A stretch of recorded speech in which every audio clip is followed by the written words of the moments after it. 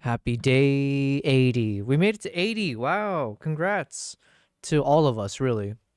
We did it together, guys. Day 80. Wow. Starting off with some hype music. Hold on. It's always blasting in my ears. Although I think I turned it down for the stream, so it shouldn't be as bad for you guys. But sometimes I have it so loud that I feel like I can't hear my own I can't hear myself. I can't hear my thoughts. Hold on. Let's turn it down a little bit. There we go. Welcome, guys, to day 80 of the stream. Wow. So what does that mean? Well, like with every day, there is no meaning. There is no purpose in life. All of that. What's up, Primal? Primal Nation. First one in the chat. Is that right? It is.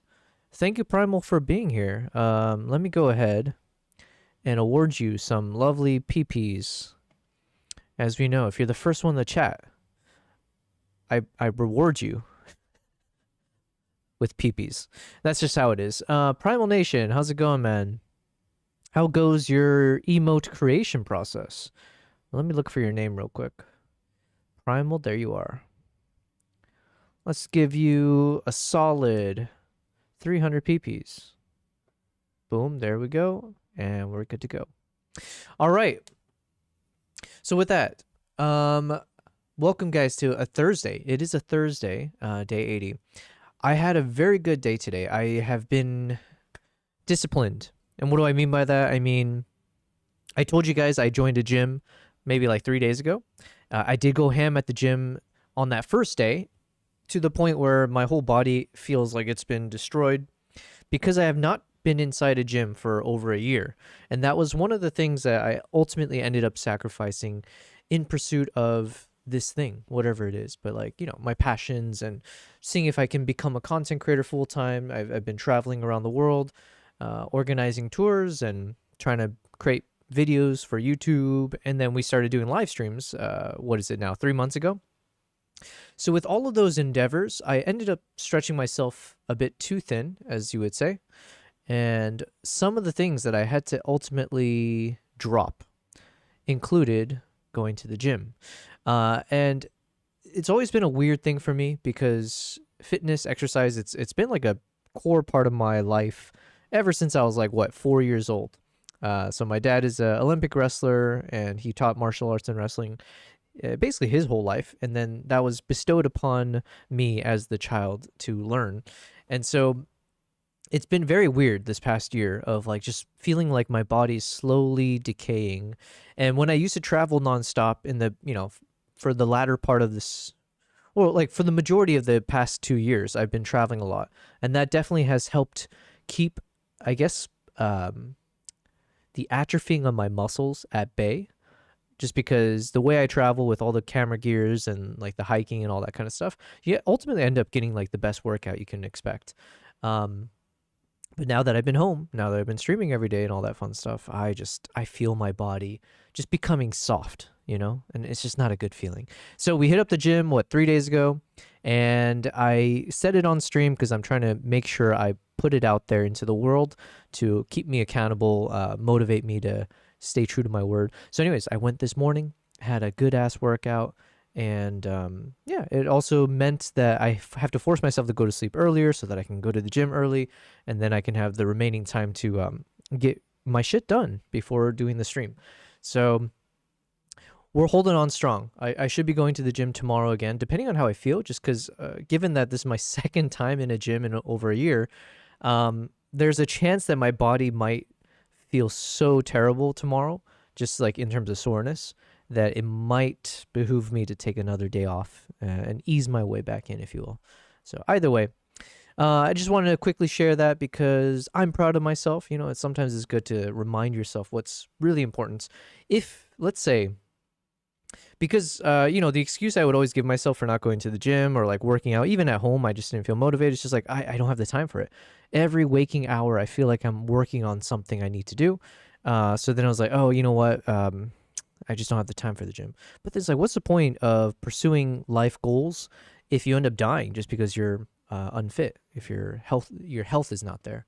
So anyways, we'll see if I can maintain this health and fitness balance with the rest of my work stuff. Um, but we'll see. We'll see. You guys are here to keep me accountable.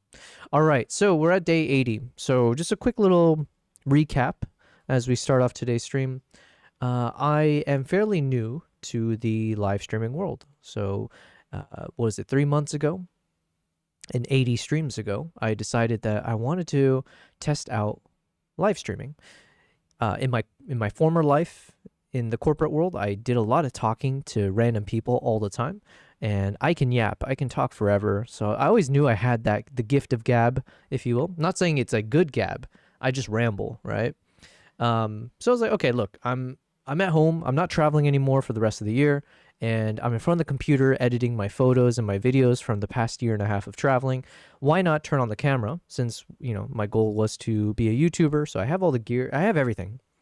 Why not turn on the camera and live stream and just broadcast whatever it is that I'm doing as I'm editing my footages? I can share behind the scenes of the places I've been to, where I've traveled, my experiences, my workflow, anything, right? It was just like what's the worst that can happen by putting myself out there if I'm sitting in front of this computer for hours on end anyways. And so that's kind of the impetus of it. And also, it's like, as I'm learning, if I'm going to be in the YouTube world, live streaming is not so different in terms of you put yourself out there, unless you're like a faceless channel or something. So yeah, in a sense, you are an entertainer or educator or whatever else in between. So that's been a fun journey. We're on day 80 now. And so, yeah, I do need to make some YouTube videos about my experience as a live streamer, like what were the key learnings and all that. Primal, you said you can balance it, just need to find a way. When there is a way, you find a will. Oh, I like what you did there, switching it up. Yeah, absolutely, man. Yeah, I think balance is always key. It's just that I tend to have a personality type where, hey, thank you, Nikki, but I'm gonna have to. Man, Kick has. Okay, so of all my learnings, I will say Kick is gonna be the one that's the most frustrating, I would say, of the three platforms, because it seems like Kick just has like a rampant spam problem, you know? So even just now, this person followed me there, but it's very much. Let me see. I haven't even fully read it, but I get a sense. Yeah, it's always like people saying like, "Hey, I can get you money. I can get you followers." You know, very slimy stuff, if I do say so. So Kick has been a little bit disappointing in terms of my journey across and like learning across all three platforms. Twitch has been fairly consistent. YouTube has been also very consistent, and YouTube, I would say I've probably seen the most growth from the past month. And that's probably because of my latest videos that I had published on YouTube. Some of them happen to go viral in my relative world. Viral can mean like a few thousand to me. But this one exceeded expectations. And it seems like there was a decent number of people who then, from watching that video, ended up hopping into the live stream. So that was really cool. And then Twitch has just generally been pretty steady. Although my network connection for Twitch has been very spotty. I hope I fixed it, but honestly, I have no idea. Past few days, it's been very, very unstable. Even now, as I'm looking on my Twitch site, it's showing unstable. Let me ask real quick. Sorry, guys. I think my Twitch connection is spotty yet again.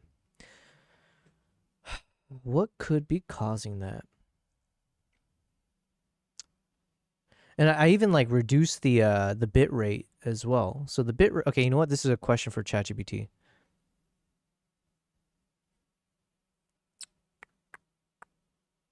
Amber, I need your help with trying to figure out what's causing my Twitch connection to constantly be unstable, whereas my YouTube is holding on strong.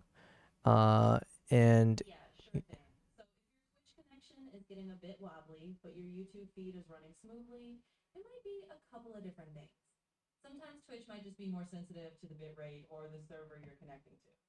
You could try switching Twitch ingest servers and see if that helps stabilize things. Another thing is sometimes Twitch has different recommended settings for your stream. So maybe adjusting your bitrate or resolution just a little okay, bit. so I'm gonna stop you right there. What's up, DJ Primal? Is here. Hold on one second, Amber. I got some business to take care of. DJ Primal says I'm here. All good. No worries at all. You handle your business, and I'm right here whenever you're ready to jump back in. Yes, what's up, Primal on the YouTube side? Good to see you, man. Let me know. I'm assuming YouTube should be pretty stable. And then the Twitch thing, I gotta figure this out. I have no idea. Okay, let me rant to ChatGPT real quick. Okay, so I'm using Restream and I'm using OBS. And on OBS, I've already gone ahead and dropped the bitrate even further to like I think 3,200 kbps. On the Restream side, I'm on a server which currently shows like 30 Mbps in terms of the connection, so I don't think that's an issue unless you can tell me otherwise. Um, so yeah, I still don't know. And then I don't know what you mean by the ingest server. I don't know how to get to Twitch's ingest server settings on the Twitch side. Yeah, I got you. So first off, from what you're describing, it sounds like you've already done a good bit of tweaking on the OBS side, which is great. If your Restream connection is showing a solid 30 Mbps, then yeah, bandwidth probably isn't the issue. Now about the Twitch ingest servers, basically Twitch has a bunch of servers in different regions that you can connect to. Sometimes one server might be a little more stable than another for your particular location. Yes, but how do I get to that? I don't care about anything you just said. I'm saying you said I should check the ingest server. How does one access that on Twitch? Ah, got it. No worries. Let's get straight to the point. So to sketch the ingest server on Twitch, you'd actually do that in OBS. In your OBS settings, when you're setting up your stream, you just go to the server dropdown and pick a different Twitch server that's closer to your location or one that's recommended by something like Twitch's own inspector tool. So just head into OBS, go to your stream settings, and you'll see that list of Twitch ingest servers you can try.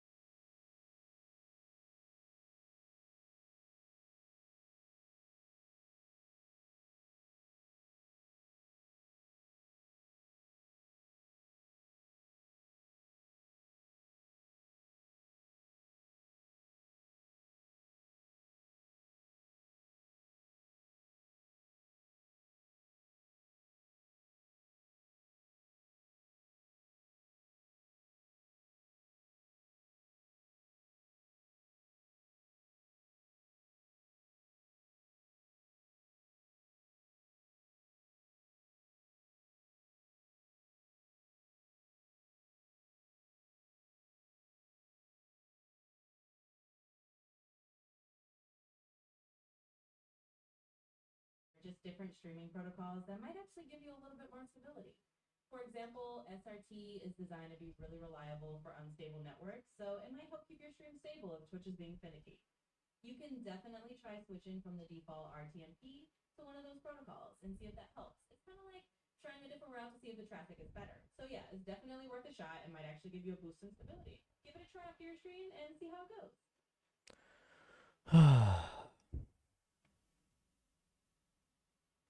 Okay, so I think I had some other random issues because I believe my stream just turned pitch black for a bit.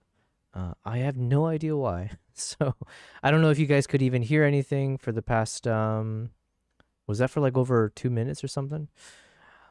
What is life? What is the meaning of all this? You would think after 80 days of doing these live streams, the quality is supposed to go up. It's supposed to be improving, right? Not exploding. But yes, I have no idea what's causing the issues. Right now, Twitch is still showing very, very unstable. It's showing the bitrate has dropped even lower to like 1000 kbps. So yeah, I'm a little bit out of options here. Right, I literally have no idea what I'm supposed to be doing at this point. Like, what could be a fix for this? And it might just mean I have to just Google a bunch of random shit. Let's do that. Okay.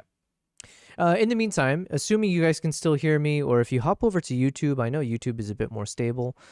I am trying to do a mix of listening to new music from Musicbed, because Musicbed reached out about a potential partnership, and so I've been testing out their platform for soundtracks and sound effects, and I'm gonna see if I can actually use their music for my upcoming YouTube projects, and in general, see if this is something I want to use long term. And so far, what are we on? Like the 4th day of testing out Musicbed. I'm a huge fan of it. The only thing I'm not a fan of right now is the goddamn copyright strikes. Even though I've been whitelisted, I'm still getting these copyright strikes, and I even had a couple artists reject my freaking dispute. Even though I've been told I have full access, I have the rights to play the music on my stream.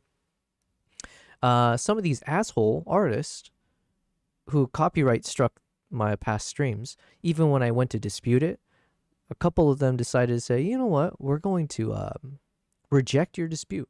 So that means I have to appeal it, which means that if for some reason I don't win the appeal, that can turn into a copyright strike. So it's like I'm now entering into a little bit of like dangerous territory in my world, in my mind, which is a bit frustrating because I'm not supposed to be getting those copyright strikes to begin with. So I don't know if that's like some issue within Musicbed, or if it's because I'm like I think they got me access to like some trial version or something so I can test it out. So maybe that doesn't give me the same level of automatic clearance, perhaps. So I'm trying to deal with it behind the scenes, but we're going to proceed with listening to Musicbed and getting a sense of what we like. And right now, just because of the freaking network connection stuff, let me see if I can just Google stuff to figure this out. Twitch network issue while multi-streaming restream. Let's see if there's something. Give me something to fix network issues while multi-streaming. Check your network, internet connection. Yeah, that's not the problem. Although I'll do another check right now. Internet speed test. I even disconnected. Maybe I just have to reset the router and stuff.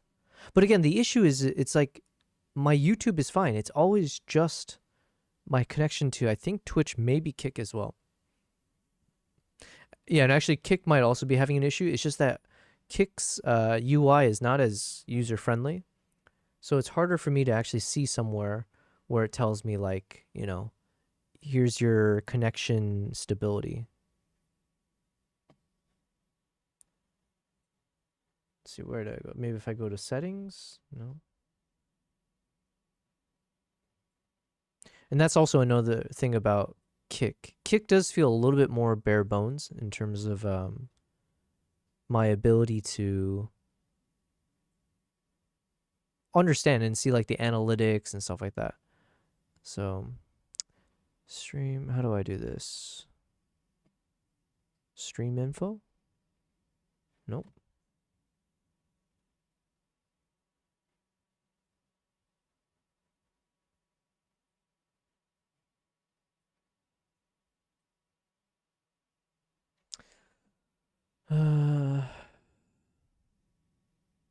Nope, still showing unstable on Twitch. Let's do my little internet speed test here. Again, this shouldn't be the problem. At the very least, I know this shouldn't be it. Yep, so right now, for instance, I'm doing the speed test, and it's showing like almost 1 gigabyte of download speed. And then upload speed should be, or gigabits? I always forget which one I'm supposed to say. Let's say gigabits. We'll just go GBps. And then for upload speed, I'm looking at like 380 Mbps. So that's like solid. That's like really good, okay? And then my Restream server is showing a solid, like, I think it's hovering around 30 Mbps. So that's fine.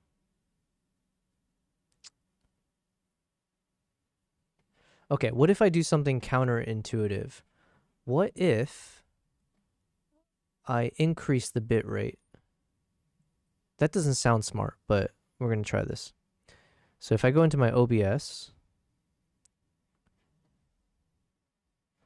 what if I, instead of dropping the bit rate, what if I just say, F it, we're going to increase this shit. So let's bump it up to 4,500 kbps. Let's see what happens.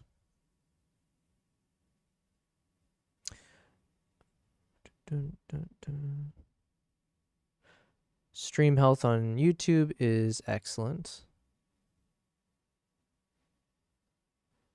Good to know there. YouTube is not receiving enough video to maintain. Okay. Maybe I made a mistake there.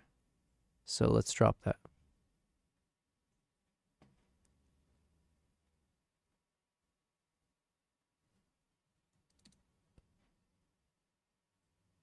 Okay, I think we might have made a mistake. You know what? It's all part of the learning process, but I think when I increased the bit rate to, what did I do? I moved it up to like 4,500, and then eventually I saw that even on the YouTube side, there was a warning sign that said, hey, you're not receiving enough video to maintain smooth streaming. As such, viewers will experience buffering. So, but then there's another warning that says, the stream's current bitrate is lower than the recommended bitrate. We recommend that you use a stream bitrate of 6,800 kbps. So it's a bit, I'm getting like conflicting things going on here. YouTube is telling me I should be having 6,800 kbps, whereas I'm currently at like 30, what did I say? 3,500, and I dropped it even further. So now I dropped it to like 2,500, I think. So YouTube is simultaneously telling me I should be increasing the bitrate up to like 6,800. At the same time, when I try to up it up to like 40 something hundred, it then warned me that it was too high and it was causing issues. What the?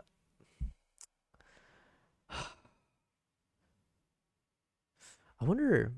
Okay, I don't see how this could be causing the issue, but let me turn off because I'm almost wondering, like, when I started having a lot of these issues consistently, it was around the same time that I decided to use my Elgato teleprompter as an additional screen.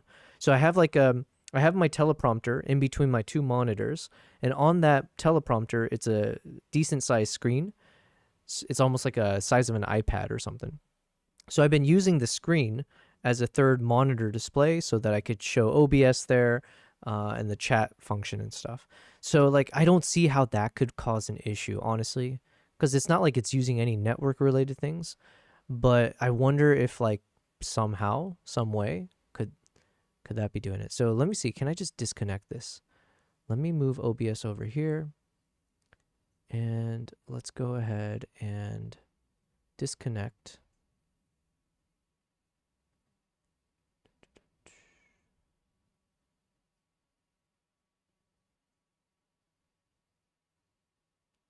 Okay, so I've disconnected that guy. The stream's current bitrate is lower than the recommended bitrate on YouTube. Yeah, but what do you want from me? I'm trying my best to figure out what's the sweet spot that will please all the freaking platforms. And my God, there's sometimes no pleasing anybody, you know.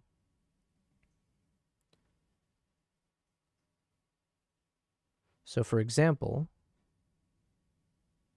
if I okay, so now Twitch is showing excellent stability, but to be fair, it was showing that before I disconnected that Elgato teleprompter. So it could just be a coincidence. It could be because I've dropped the bit rates to 2500. But by dropping into 2500, now YouTube isn't happy with me. So I'm getting a warning sign from YouTube. So can I up it to like 3000?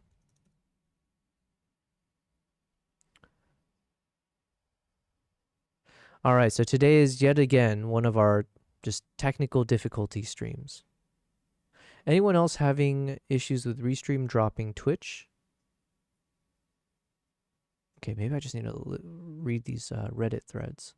Today I streamed my first game for about 2 hours. Everything was working perfectly. Suddenly my Twitch stream reset. No, that's not really. How to fix Restream internet connectivity issues.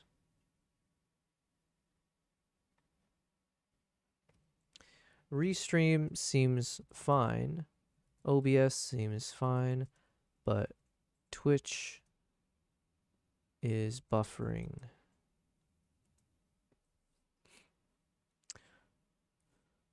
Even if your general internet is fine. To fix this, check your OBS setting for drop frames. I've dropped 226 frames, which indicates an unstable connection. Consider lowering your bitrate to be no more than half of your upload speed. Also use a wired Ethernet. Settings. Dynamically change bitrate to okay, let's try this one. So if I go into the settings,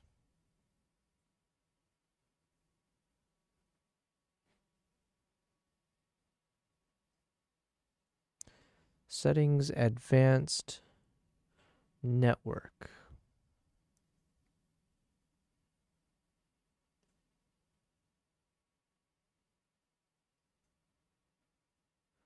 Okay, I don't. Oh yeah, I have it on already. Dynamically change bitrate to manage congestion. So that one's already clicked on. Adjust bitrate. Ensure your upload speed is at least double your streaming bitrate. For example, if your upload speed is 10 Mbps, don't stream above 5 Mbps. I mean, I get the math. What am I doing? Yeah, but like the thing is, my upload speed is technically like something crazy, right? What did we say? It's like 300, 400 Mbps. If you are not a partner, keep your bitrate below 2000 to ensure viewers can receive it smoothly. Oh, what? Wait, partners get better access? Remove your Twitch channel. I did this. Use Restream's built-in speed test. I've done that.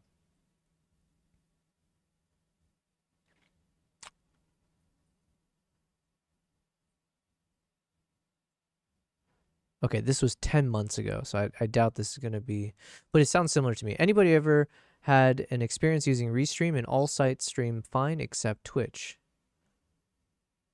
What's your bitrate setting? 5500. Twitch recommends 6000 or less.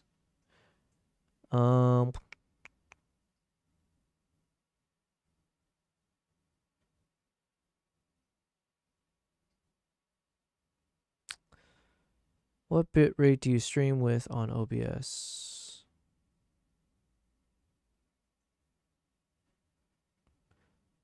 Man, these things are so frustrating.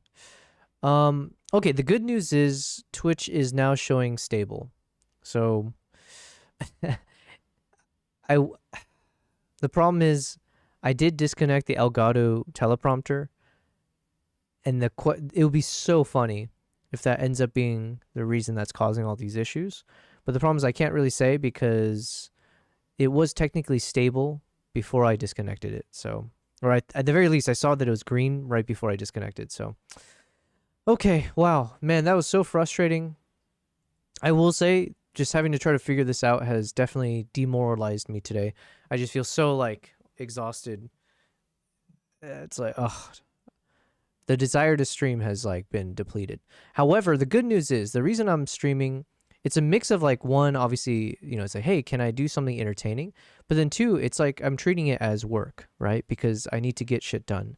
So it's not just like, oh, I want to play some video games and entertain you guys. It's like, oh, I need to get through some of these videos. I have, some photos that I need to edit. So even though I'm feeling so just exhausted from everything that just happened here, how long did that take? Let's see. I've been streaming for the past 42 minutes. I think I started going live around 10 minutes in. So I've been struggling for about 30 minutes trying to get our connection up and running. I need a break somehow. Okay, well, assuming that's fine. You know what it is? Yeah, I think it's like one, dealing with this random internet stuff that has been plaguing me for the past like couple weeks, I feel like, without knowing what's causing it. Because I feel like I've been adhering to all the recommendations people usually give for these kind of situations. Nothing seems to be fixing, right? So that's been frustrating. And then, like I said, this annoying thing where I'm getting these copyright strikes from Musicbed, and they're not supposed to be doing that, is also causing me to be a bit frustrated today. So I apologize, guys. I'm doing my best not to showcase my level of frustration. But, oh my God. Okay, let me just recap. What did we get done yesterday? So yesterday we watched a video from Cullen Kelly, which kind of gave me some additional adjustments to my workflow. So I've gone ahead and saved our new version of this node tree. So with this done, now I should be able to apply this to all the footages going forward.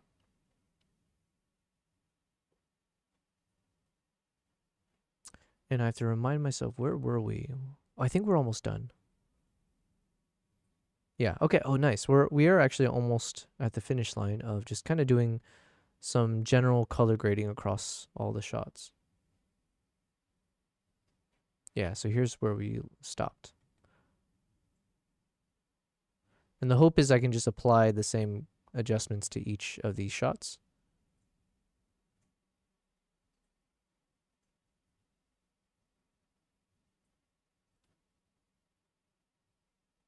Okay, so I made this comment before, but some of these are super saturated, but I think, you know what, I'm okay to live with it.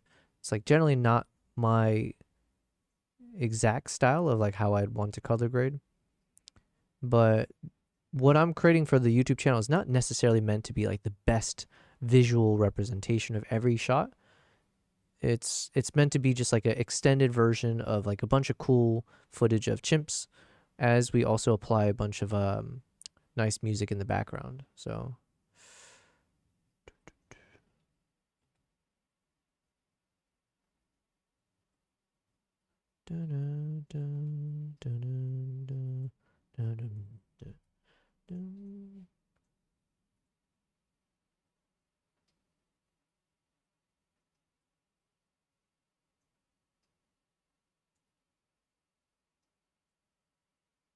okay.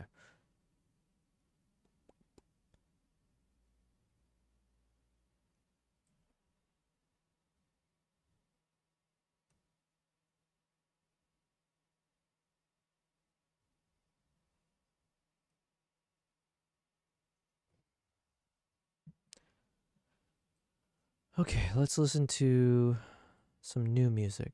I was just playing stuff from, okay, who's this guy? Evan Honer, Everything I Wanted.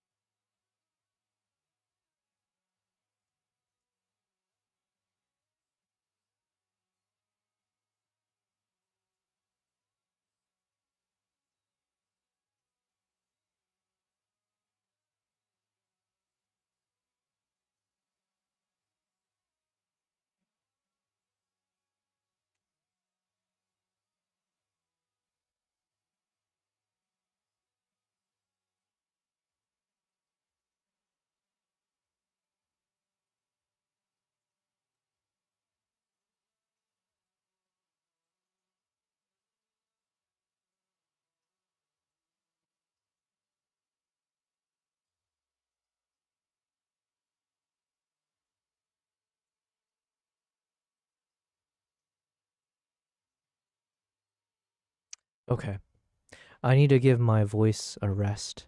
And I'm going to go into a little bit of meditation mode as I reset my mind to not be so frustrated by all this connection issues. Speaking of which, it looks like my Twitch is unstable yet again. It's showing spotty connection. So, and I don't know how to fix that. I wish, does Twitch have like a contact support system or something? Hmm. So, anyways, I'm gonna take a break from talking for a bit. Let's just listen to some of these new songs. I want to bookmark them and continue, and then yeah, let's just grind through the. We're almost at the end of all these Nikon ZR footages of the chimps, and then once we're done with all the color grading here, then I need to start applying the soundtracks to kind of extend across everything. So that's where I think I'll start to download a few of the songs from Musicbed and see if we can build out that music bed, no pun intended, for this YouTube video. All right, let's do this.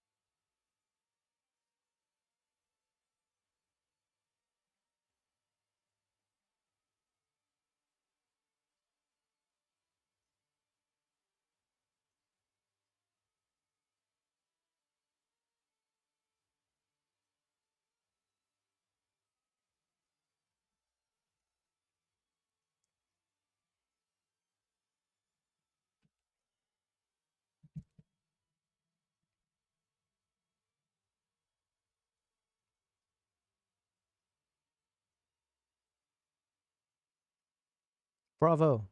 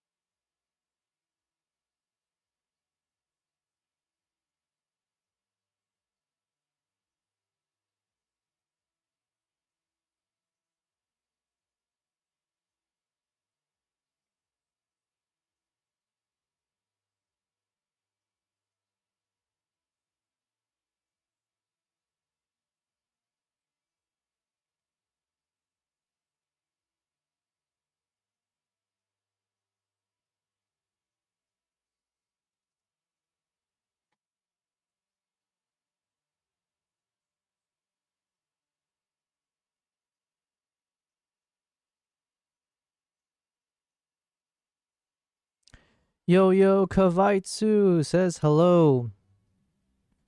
Kavaitsu, uh my energy level is like down to almost zero. We're hovering in the single digits right now.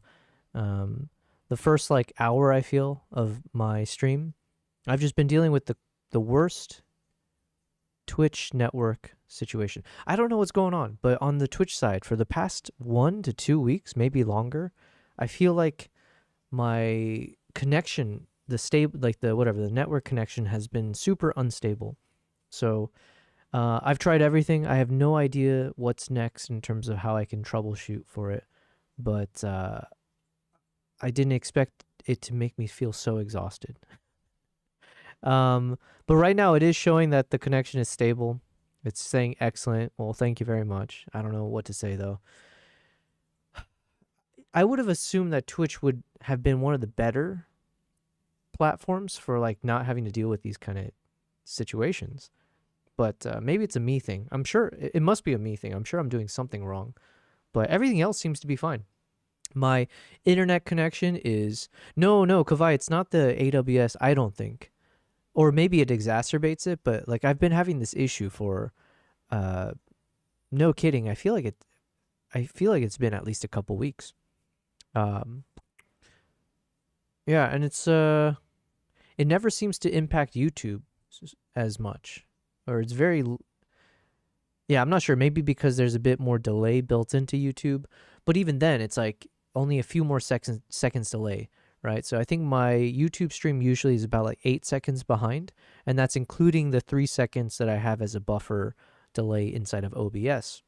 So for whatever reason, when I try to multi-stream YouTube, it looks like it sucks up all of the kbps or whatever bit rates, and then Twitch is getting the leftovers, and it seems to be dying with the leftovers. That's how I can only describe it. So yeah, it's just getting so frustrating because there doesn't seem to be any discernible mistake that I'm making. I can't point to anything where it's like, oh, obviously it's not working because you're doing X, Y, Z. I've tried reducing the bit rate. I've checked Restream. So I use Restream as the way to broadcast across all the platforms. And the Restream server is showing solid, like 30 Mbps speed. What else? What else could it be? Yeah. So so Kavai, I'm doing my best to try to recover my energy. Because on top of that, I was mentioning the other issue I've been having is I really like the Musicbed platform so far. However, I've been getting copyright struck off the wazoo from the individual artists that are part of this platform. And a lot of it gets caught by Musicbed, so I get like a spam. I get spammed so many emails from Musicbed saying, hey, we've noticed they try to copyright you. Do not worry. We've taken care of it. You should see that it gets reflected in your YouTube channel soon. But yeah, blah, blah, blah. But then each stream I've done so far where we're testing out Musicbed, I still end up having like half a dozen or so artists that copyright strike. It gets past the Musicbed system, and then I have to manually dispute each one of them. And so I was like, okay, whatever. Maybe it's because like I'm on some kind of trial subscription or something as I'm testing out Musicbed. But I've whitelisted my YouTube channel. And then to make matters worse, today I just noticed 2 of those artists rejected my dispute, which then means, because this is the first time I'm dealing with this, it means if I would like to appeal the dispute, and I see no reason why I wouldn't, because it's like, yo, I got permission. I have the whatever license, or it's all through Musicbed.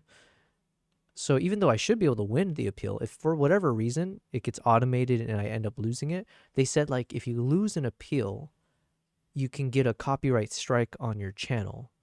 And that's where it's like, ooh, you end up in like the really scary territory. Because my understanding is if you get like 3 strikes or something, it can you can basically get your account suspended. So I'm like, yo, I do not want to deal with any of that.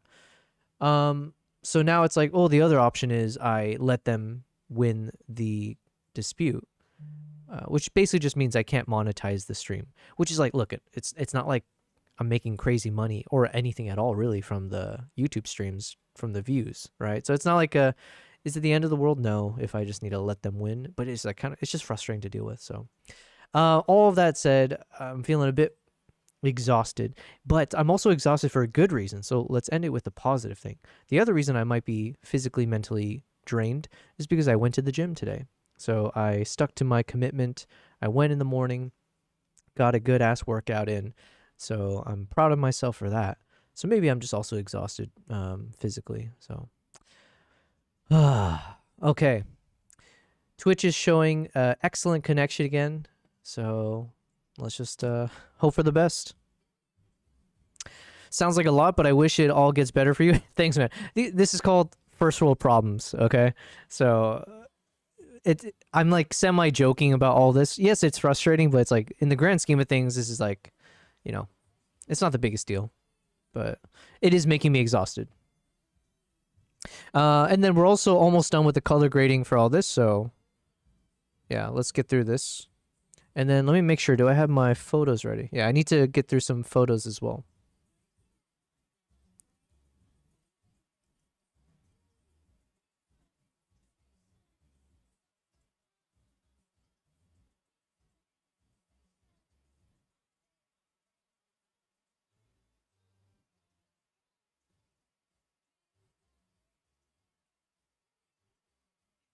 Oh, the other cool thing is I do have an affiliate link now for Pidgeytech.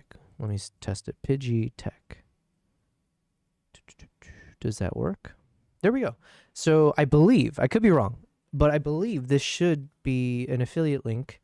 So it's a little premature because I haven't properly reviewed Pidgeytech yet. But if for some reason I was able to influence you to go ahead and buy some gear from Pidgeytech just from our one day of showing their website and showing a plastic wrapped backpack in my home studio. If somehow that inspired you and influenced you to say, you know what, I want to buy some Pidgeytech gear, feel free to use that link that I just put in the chat or put in exclamation mark Pidgeytech, and it will then give you it'll take you to the site. And I believe if you end up purchasing something during your session, I hope that means it'll be marked somewhere and maybe they'll give me some money. I actually, to be honest with you, I have no idea what it does.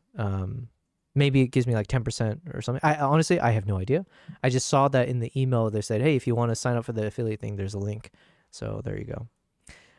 I need to understand how, I need to be better at everything, but I have no idea how to be a business person here. It's like, anyways, so Pidgeytech, there you go. And yeah, I'm excited. I do want to make, who was it? Someone gave me really good advice on yesterday's stream, and I apologize because I'm forgetting who it was. Damn it. Someone on stream yesterday recommended that even though it might take me a month before I can actually properly review this backpack, I should make a YouTube video basically now that's doing an unboxing of the backpack. So it was a really smart idea that way it's like a teaser, but it's also content that I can share. So then I can make a quick little video that's maybe just a few minutes maximum. That's like, hey, I just got this new potential product, blah, blah, blah. Just give a quick update. Here's this product that Pidgeytech has provided to me. Here's a little disclaimer, here's what they do. And, I'll be testing it out over the coming weeks. So look forward to that proper review. But in the meantime, let's do an unboxing. Boom, boom. Look at this. Oh, it's got these little things here. Fun, fun, fun. Boom. All right, cool. And then we'll test it out in the field. So anyways, brilliant idea. And I apologize that I don't remember exactly who gave that suggestion yesterday. But I will actually do that. So add that to the not the bucket list, the backlog of things that I need to get done. Separately, there was also, I was watching a YouTube video because I think I voiced a little bit of my frustration trying to find a video editor. And I used Upwork to try to find that editor. And there is some other people that I could reach out to from Upwork. It's just that Upwork is, at least the people I potentially can work with, it's also not cheap. So for example, I think some of them charge like $30 an hour, $40 an hour, things like that. And yeah. So anyways, it's like I have to figure out if I should proceed with that. And I've been so jaded by my experience with this past editor and like even one before that. So anyways, I was watching a YouTube video, and in that video, this guy who's like a really well-known YouTuber, Ali Abdal, he gave his recommendations for what websites you should use to look for an editor. Let me look it up again. YouTube editor. Something like people something. Damn, how did I forget already? Find YouTube editor. Okay, let me watch this real quick. Welcome back to Big Media. Sean Panel here. In this video, Ali Abdal breaks down tips for how to find and hire good video editors no matter what your budget is. Now, this is actually from our recent Grow with Video online summit. You want to jump on the waitlist for the next one? There's details in the description about that. Let's get into the content. How do we outsource editing? Where can we find people? Okay, there is a method here. This is the method. You want to create a job description where you give people a trial. Okay, I'm realizing also I think I broke something. Hold on. Do I have to turn the screen back on?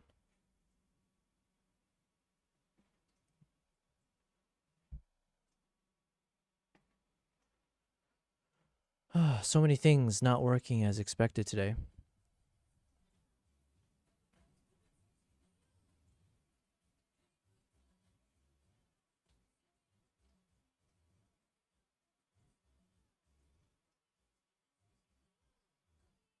Because I feel like it's I'm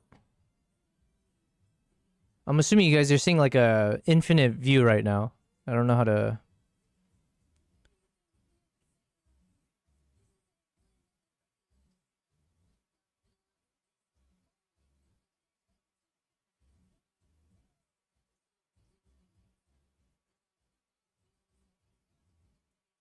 Mac OS? No. Oh my god. We gotta figure this out.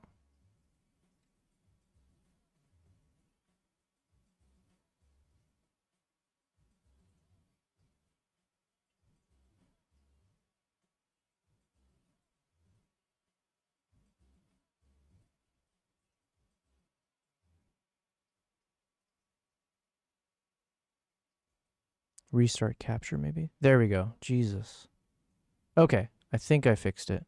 Basically, it was just like looping its own screen over and over again. So hopefully, is it fixed now?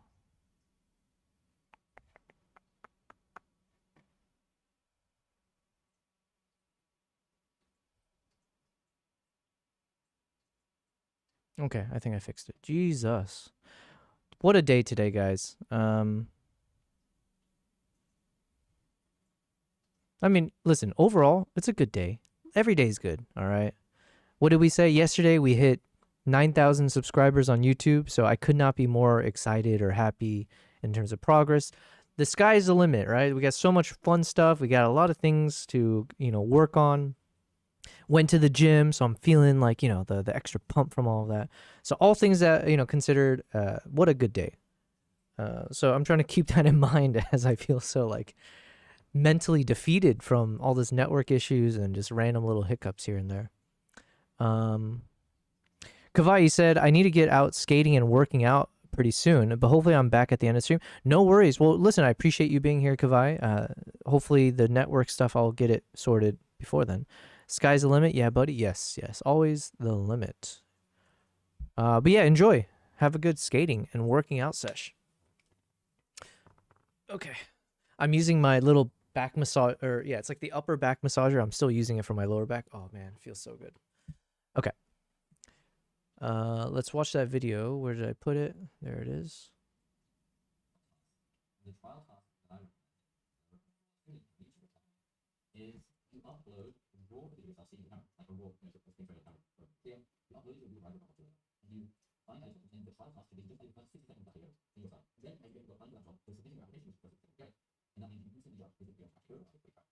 And then how do you get rid of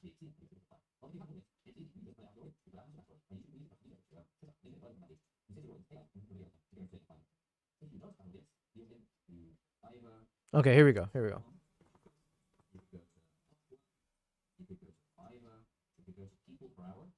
People per hour is what I recommend. People per hour is how I found my first editor and I think my audience. And then you can find, I'm going to give you a few benchmarks. I would love to hear people in the chat.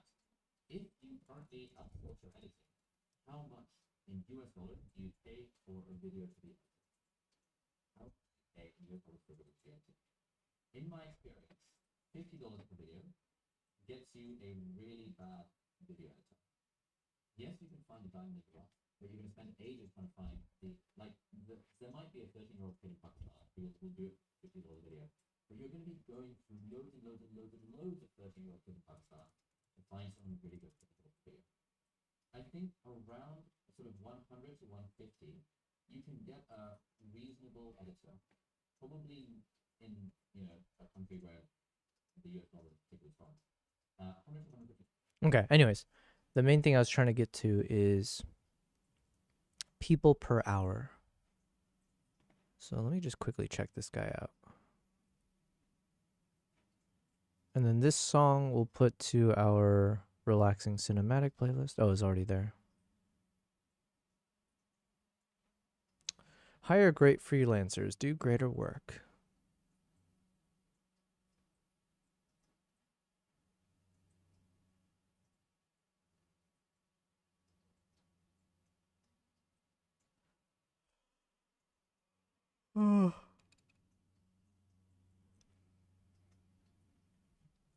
YouTube editor.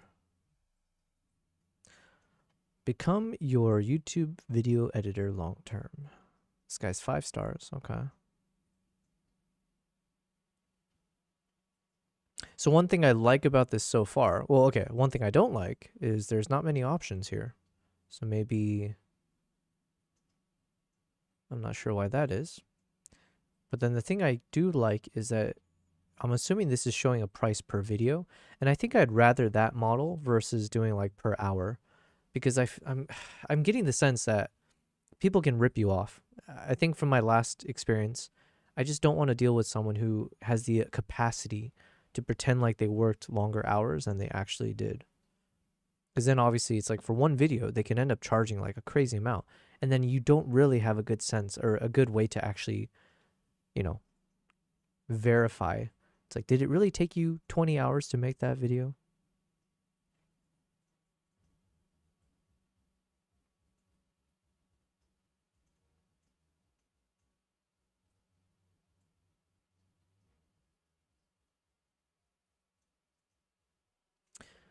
Become your YouTube editor. Does he have a video? Ooh. Unfortunately, we just missed the cut. Or not just, but he's looking for clients that have over 10,000 subs. We have 9,000. We're 1,000 shy of being able to be on this guy's radar.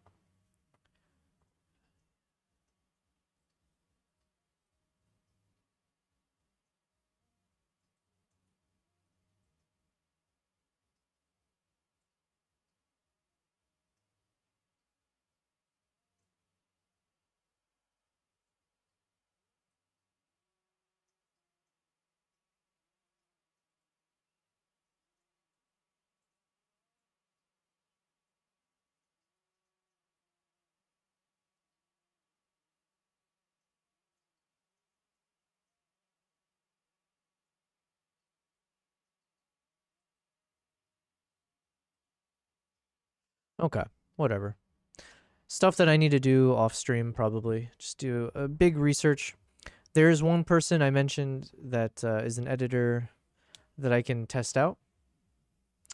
But I don't know. I feel a bit jaded in terms of like, why is it so difficult to find someone to work with, And I do make it a little bit difficult, right? Because I have these like heavy files. I'm using like these kind of 4K, 6K raw files, and if they don't live here, then they have to, they have to be able to download like gigabytes or terabytes of footages, and I don't know.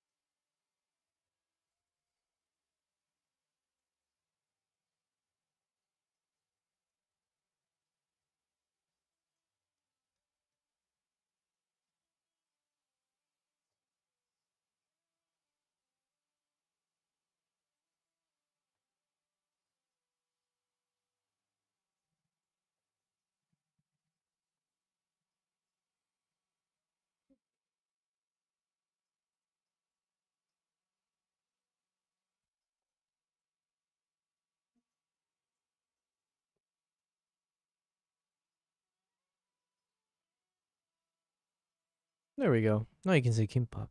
Well, you can see both of them. Hold on. We got Amazon Kitty in the top left.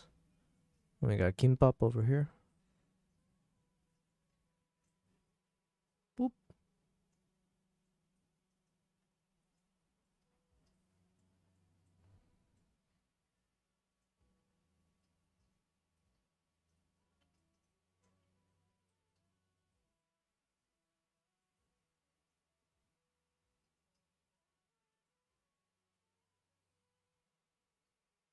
When I need to de-stress, I just hang out with my cats.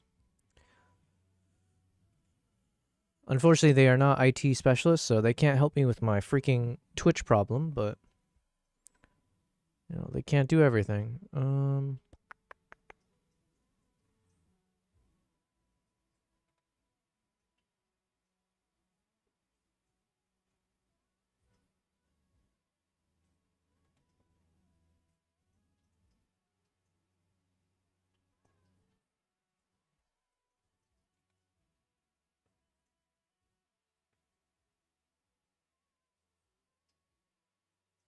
All right, it's getting a bit too warm tone, so maybe I'll start shifting it a bit.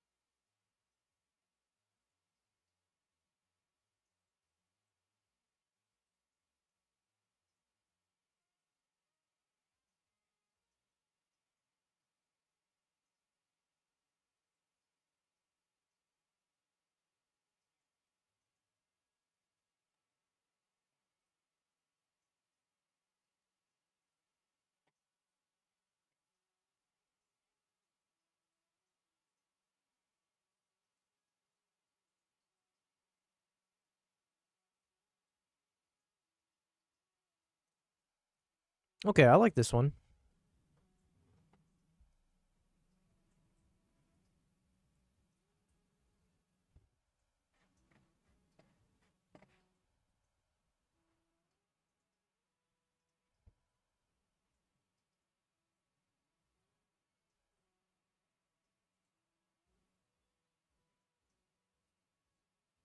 I kind of like this song, but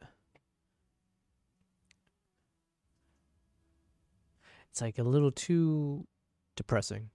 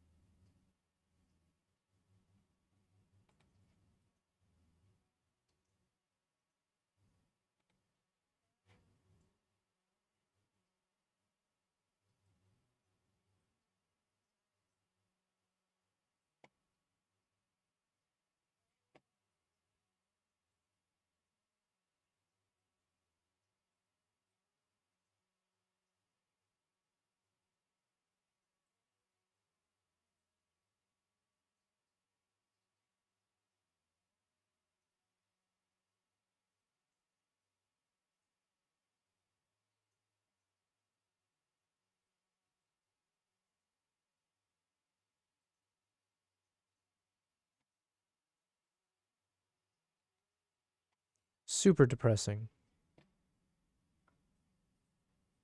I think I need some hype music to bring my mood back up. Man, just like, I don't know what causes the freaking Twitch thing. Let's ask again. All right, Amber, you there?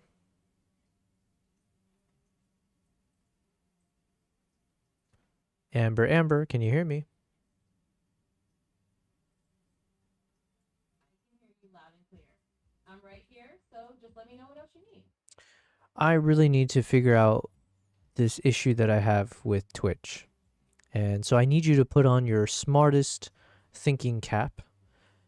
Research online, scour the internets, see if you can get into the algorithms of Twitch itself.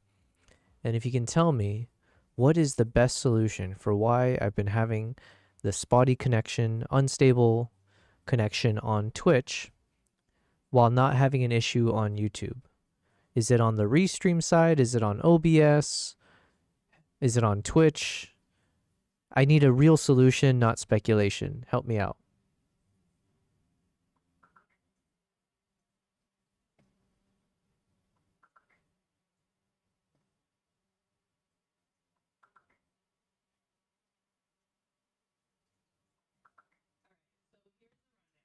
I did a bit of digging, and it looks like when Twitch is unstable but YouTube isn't, and you're using Restream, it's often a platform-specific hiccup.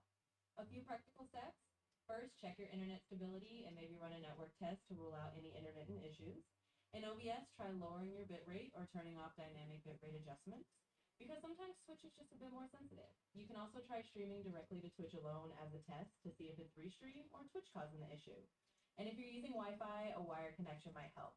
Basically, a bit of tweaking and testing should give you a clearer picture, but it's not just speculation. These are the common fixes that usually help. Okay, so of the things you said, I'm already on a Ethernet connection, so I'm doing everything on the wired, and I can try turning off that dynamic bitrate adjustment thing after today's stream because I can't adjust it right now. But yeah, otherwise, I think everything else you said, I'm either already adhering to. So, what else? What else? Yeah, totally understood. It sounds like you're already on top of most of the best practices.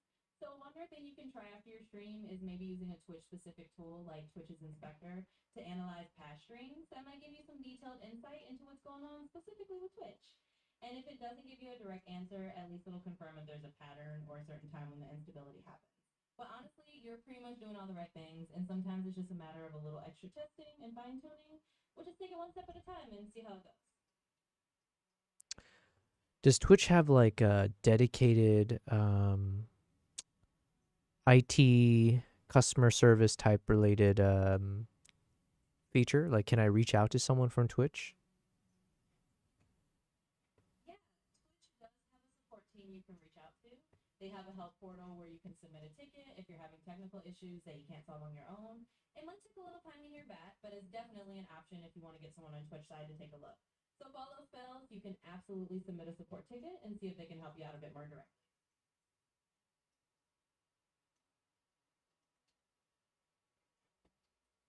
Okay.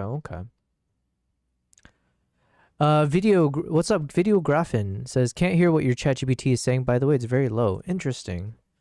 Well, thank you for telling me. Yeah, I've been having so many random issues. Hold on, let me talk to ChatGPT again. Let's see if I can hear what you're hearing. 1 second.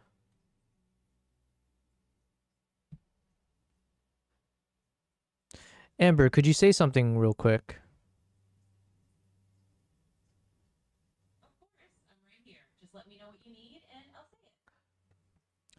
Thank you, Videographin. You just made me realize something broke when I was trying to. Man, today's just not my day.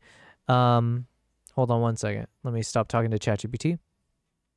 Thank you, Videographin. So I think there was something that happened. My network issue with Twitch caused me to try to make some adjustments, and I think it broke my OBS scene. And as part of that, I'm seeing that it's not capturing the audio from my computer. So I think I need to like maybe reset something. 1 second. What can I do? If I go to properties, restart capture maybe. One is on the Twitch side. So unfortunately my Twitch stream has been having issues for the past, what, like 3 weeks, I would say, where it just has spotty connection. YouTube seems to always hold strong. Kick, I'm not gonna lie, I kind of forget about you guys sometimes because half the times the people who watch me on Kick are spam, trying to sell me stuff. But I still love Kick. I'm still out there for you guys. But then Twitch just happens to always show like a very unstable connection, just randomly throughout the day.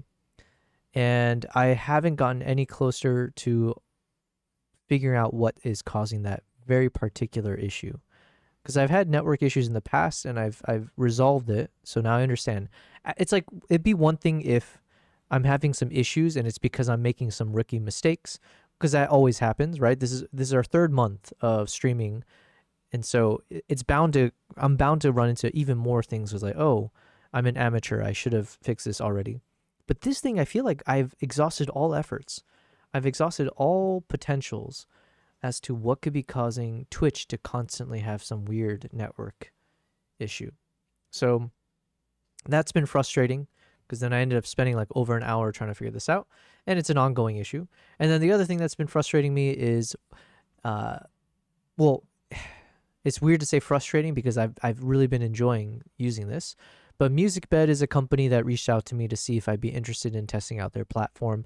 So I've been listening to their songs, the soundtracks. They have sound effects as well.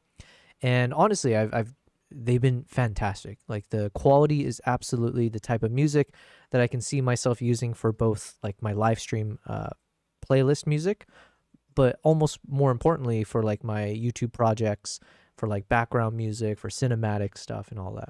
So thoroughly enjoy it. However, because I think I'm like trying it out right now, so it's like they gave me access to some kind of trial version, I've been getting dinged with a bunch of copyright strikes. And while Musicbed is trying to whitelist me and automate my channel, there's a few that keeps getting through. And even though I've disputed them on YouTube, I've gotten a couple artists that basically rejected my dispute. So that's just a bit frustrating to have to figure out, like, how to deal with this properly. Nico, you're asking, is there a limit at the amount I can gamble on heists? Yes, there is, but I don't actually know what that number is. I know BC knows, but I just always forget. I do the small gambles. We're on day 80, so I'm gonna gamble 80 PPs. So anyways, those are some of the things that have been frustrating me. And then also, yeah, I had some of my OBS scenes just stop working, so I had to reset them. So again, shout out to Videography for calling it out and helping me fix it. So mentally, I'm just a little bit not the sharpest right now, but I do need to get a lot of work done. So we're almost actually done, finally, with reviewing all of these Nikon ZR footages of these chimpanzees. So while I've made my 5-minute documentary film already, and we've done our Nikon ZR product review video, I want to put out another video on YouTube, which is just going to be an extended version of all of these chimp clips in slow motion and, decently color graded. I'll probably do one more review just to make sure nothing is too absurd, but yeah, and it'll be like 5 hours long. So I figure once we have all these footages, I need to stabilize the footage as well. And then we're going to start downloading some music from Musicbed and see if we can slap that in here as the baseline soundtracks. And then this will go onto my YouTube channel. I have an existing playlist where I have a bunch of like cinematic wildlife footages in 4K. In this case, it'll be 6K, but you get this high quality footage of animals in slow motion with like relaxing music that plays in the background. So it's for a different type of audience on YouTube, but it's for the people who just want something chill on stream, or sorry, on their TV or on their YouTube account with some relaxing music. So hopefully once I get that done, that should be fairly quick once we're done with the color grading, because then it's just I slap in the music and then I can get back to our travel vlogs. So it's been a while since I've been on the travel edits, but we last were on Mongolia. I had finished episode 1 of Mongolia, and now I want to do part 2 from my trip to Mongolia from last year, and continue just editing all the travel vlogs. And also, I need to start doing some talking head videos, like the product reviews. We've got a video for Dehancer that I need to start putting together, and a few other things. And on top of that, I need to find a YouTube editor. So, and I need to do my taxes. Yo, this month is just so insane. The next few days are going to be a little bit wild for me. Doing taxes is just never fun. That's the worst part about being an adult, I will say. Okay, anyways, let's keep listening to music here. And let's see. BC always puts 1200, says Nico. Okay, so that might be the max. But regardless, welcome guys. Welcome to day 80. This is the 80th day of my live stream. What has it been, like 3 months ago when I decided to start streaming? And you know, it's really my fault for having all this technical difficulties because nobody forced me to try to multi-stream on YouTube, Twitch, and Kick at the same time. And I'm pretty sure that probably the thing that's causing the issue with like the network issue with Twitch is probably because I'm streaming across 3 platforms. So then it's causing some instability. Whereas if I just chose Twitch or if I just chose YouTube, I'm sure maybe this issue doesn't exist. But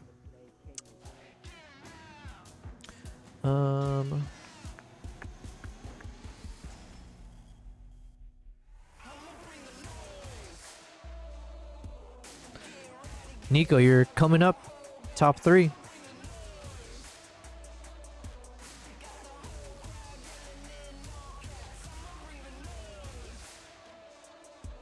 So the way I'm color grading, it's not necessarily what I would always choose for this image or these footages, but I'm also just trying to go for a bit of consistency.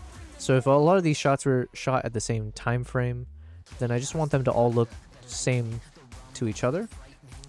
Generally speaking, like the colors here are a bit more saturated than I normally would like, and a bit more like bright green, but it still looks nice. Like it looks nice, it's just a different style.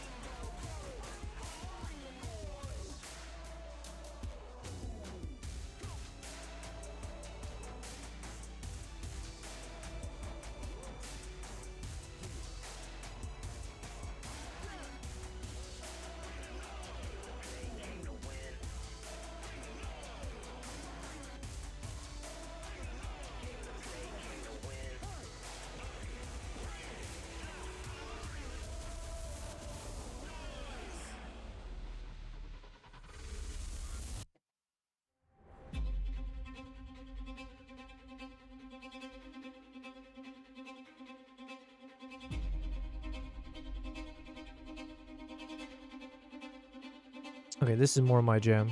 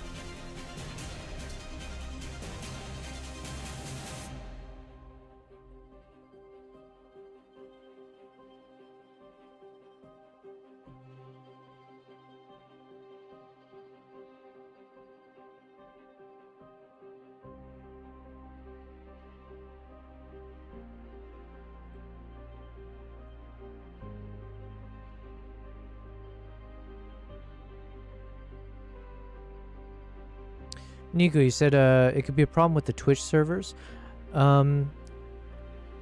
That's possible for sure.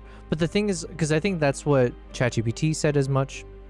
But the thing is, I don't have the ability to switch servers from my end for Twitch, as far as I know. Because like I use something called Restream. So Restream is what I use. So I have OBS, and then OBS broadcasts to Restream. Restream then will stream out. It'll like fork into YouTube, Twitch, and Kick. So it kind of splits it up. And within Restream, I have the ability to change servers. But the Restream server is not the issue. YouTube is fine, Restream is fine, but Twitch is not. And I think Kick maybe also has some issues. But as far as I know, I don't think I can actually go ahead and like go onto Twitch's settings and be like, hey, change server to XYZ.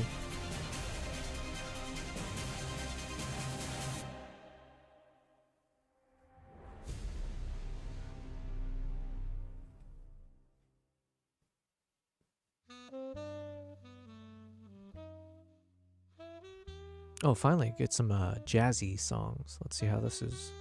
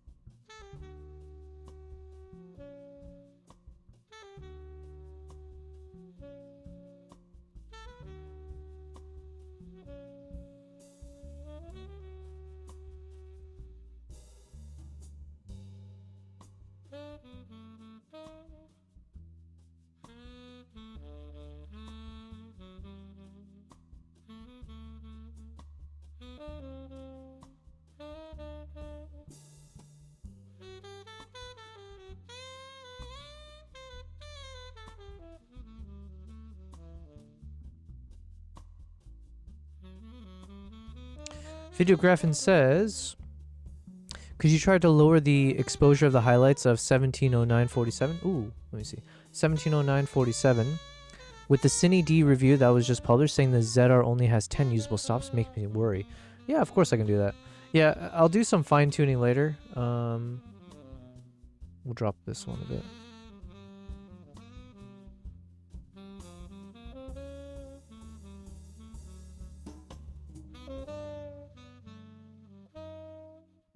Yeah, generally, so a couple things Videography I'll say. What are the couple things? One, everything I do, just take with a grain of salt, because I'm very much still new-ish to the video editing space. So I would say it's been about 1.5 to 2 years that I've been like spending time learning DaVinci and how do I video edit, color grade, and all that.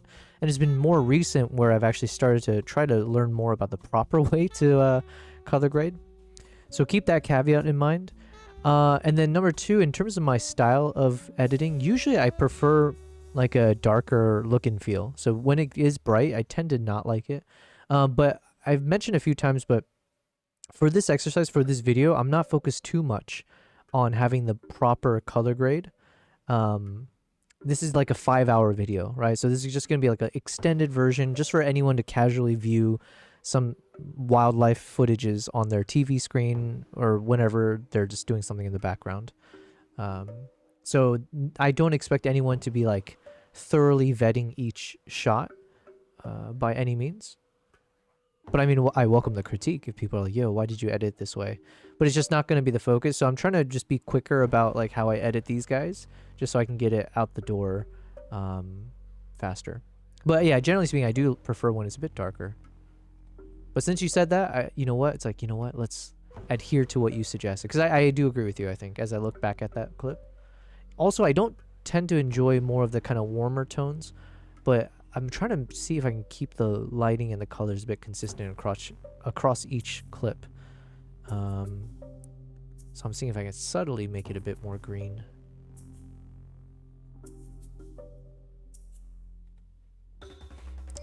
Yo, what's up, King Kruk? And then Low Bass. Welcome, Low Bass. Low Bass, and since you're on the Twitch side, just as an FYI, I've been having the connection issues all stream again on Twitch. So just as an FYI, do let me know if for some reason you're seeing that the connection has dropped. It's just I am at my wit's end with this whole Twitch situation. Video, you said thank you. Seems like you managed to bring it down. I hope so.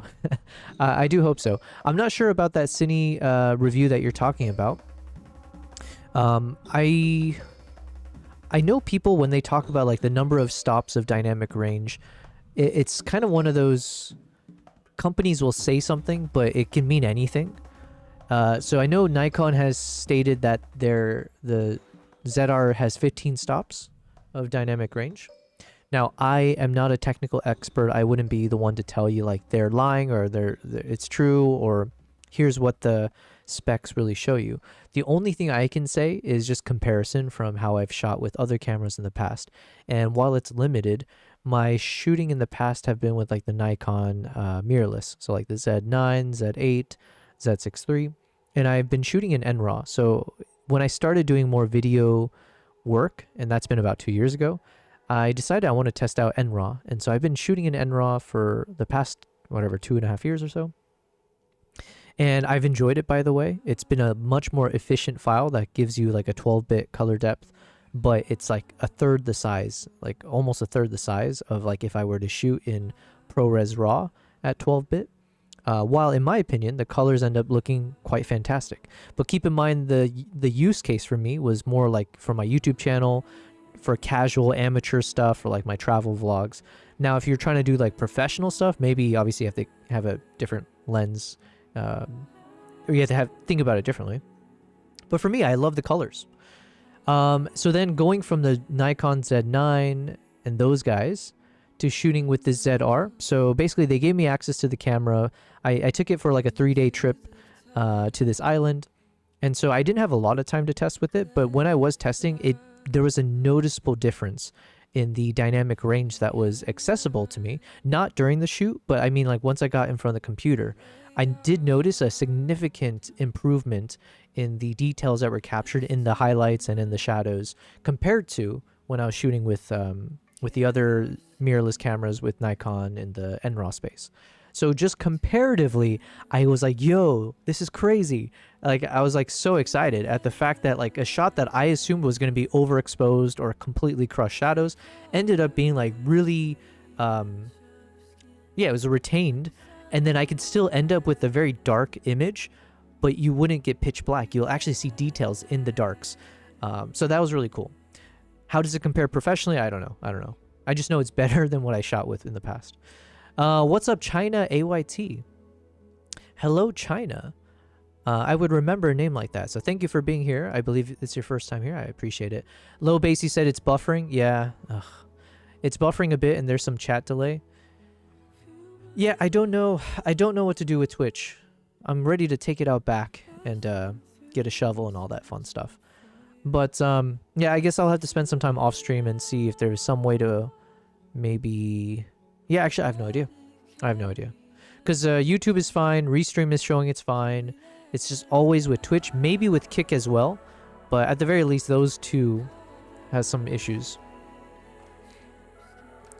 Video, you said Nikon did not only state 15 stops, they stated 15 plus stops. Gotcha. Lumix S1 Mark II gets about 2.5 stops more, but of course different cameras with their perks. Yeah, and it could also be like the 15 stops are in like a very, very set environment or like maybe with certain settings, right? So I assume like a lot of companies do that. I have no idea, right? So for me, it's just like I don't really, because I don't have that technical know-how, I can't really push on that. So that's why I was saying like just put that caveat in. For me, I notice it's a noticeable change from the cameras I shot before. But then if you were to stack it up to another camera that says it does 15 stops, would it actually compare? I have no idea. King says there's so many ways to test for dynamic range. I don't listen to a single source as the authority. Yeah, fair enough. The way I tested was just from my shooting, right? So I had a few examples that I showcased in my product review. Where are you?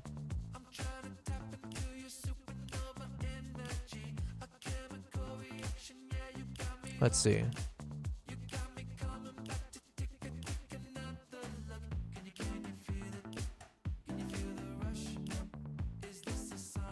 Yeah, so there's a few footages here, if I can get to it. full frame 6K 60p, or so like this kind of shot was an example for me where in the past, if I had shot this with my other cameras, I would have definitely gotten like overexposure in the skies.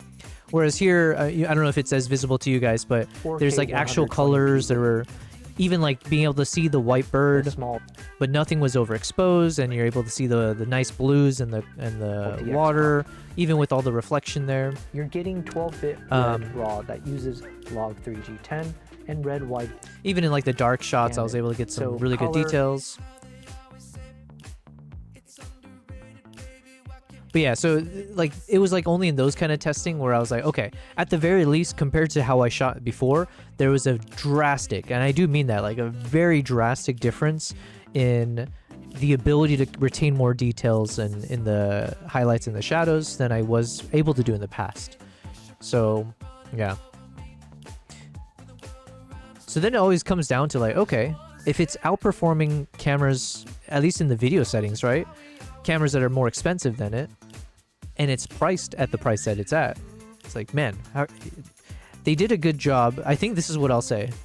I think Nikon probably did the right thing to have so many pro cinema features in the camera, which some of them I would argue can be game changing, or like it'll be like it's like setting the bar, right? Like for example, like the 4-inch display. I feel like everyone's going to have to do that now, because like once you have that beautiful display, it's going to be tough to like go back to like a 3-inch display. So there's some trendsetters that they've done. I think the 32-bit float is fantastic. I have no idea though, in terms of the cinema world, like maybe the ones at the higher range all have that and stuff. But again, the point is they have some cool features, some things they don't have, like that open gate concept and stuff like that. However, it's priced at freaking $2,200. So it's one of those like, yes, you have real complaints. I'm talking as Nikon now. I'd be like, okay, I hear you, customer ABC. You've got complaints that you don't have this feature, or this feature could be better. You're questioning the 15 plus stops. Okay, fine. But did you see the price tag? And it's like, oh, yeah, okay, 2,200. Yeah, compared to like, oh, but this camera, the Sony FX3 or whatever, the Canon, whatever else, they have these things. It's like, yeah, but what's the price tag? It's like, yeah. So anyways, I think they did the smart play to have actual quality features, and then for the areas where they're probably lacking, or they're not as refined perhaps, they can always fall back on the price tag. So I think strategically that helps soften the edge, let's say, of certain complaints. Also, I think there's a bit of wiggle room, I'm sure, or like a little bit more forgiveness people might give, given that it's like their first, camera in the cinema space. So for all those reasons, I think they did the smart. As far as I can tell, I think, I have no idea. I don't know how the sales are, but yeah, I'm assuming they're doing well. Oops, I didn't mean to do that. Oh, this is Matt Wirtz. I like Matt Wirtz.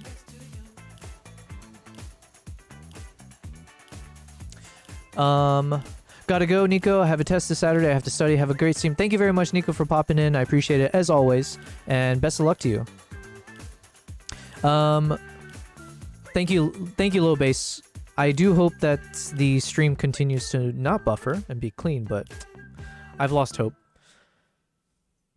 King, you said watch all the comments on ZR videos. They're going to quote their dynamic range results and say ZR very bad. Yeah, you know what? Who knows, right? And it's worth critiquing for sure. Like, I think if some company touts certain features and people are objectively able to show that actually that's not true, or it's like, hey, you forgot to mention this. It's only that way in these certain scenarios. If you can objectively show that, I think that's worth calling out, right? Because I'm not saying Nikon is doing that, but yeah, anytime if you can prove, these companies or any products don't have what they advertise, yeah. Video, you said, didn't cancel my order over it. Looking forward testing it myself the same way you did. Hopefully Open Gate comes soon. Yeah, and you know what? I'm going to be honest, like, this is how little I knew. I still don't know much. I just don't know much about the film world, right? Filmmaking world, cinematography and all that. So like I didn't even know what Open Gate meant coming into this. I barely research about anamorphic lenses right before I got my hands on this camera. And so I try to make it a point in my my YouTube video from the very beginning, right? And I need to make it even in the title where I was like, yo, if you're going to watch this review, just keep in mind, I am not a professional in that sense for like filmmaking. I am absolutely an amateur. You know, I want to get into film, but I barely have the knowledge for it. And the reason is like, one, because I want to be very obviously genuine so people don't have high expectations or anything about that. But then two, it's also like, I think this is the target audience for this camera, was definitely people like me who want to get into film, but they find it very overwhelming or too daunting to be like, open gate this, anamorphic that, you know, what is this, like there's too many terminologies, there's too many gears and gadgets you need to attach to a cinema camera, which just makes the learning curve so steep. And then here comes this camera at a low price and touting that you don't need all the accessories, you can just shoot with the camera and that's it, right? For certain scenarios. And so for my scenarios, like a run and gun style shooter, for like, you know, like travel vlogs, for these like documentary style, that's why I put it to the test. And, you know, it definitely made me, it allowed me to trick a lot of people online into thinking that I was more professional than I actually am. And if you watch these streams, you'll learn quickly that I'm not just being humble or anything. Like you'll see, I barely know what I'm talking about. So, yeah, and that's what the camera allowed me to do. So I definitely think it's really worth the money. Low Base, you said you're doing a website maintenance now. Professionally, unprofessional. Yes. The PUP.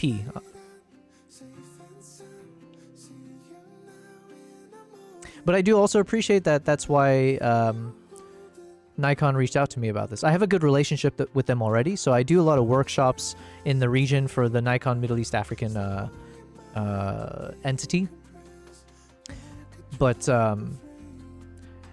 yeah, and I think they reached out because they know that I'm a photographer first that's now shifted more into videography.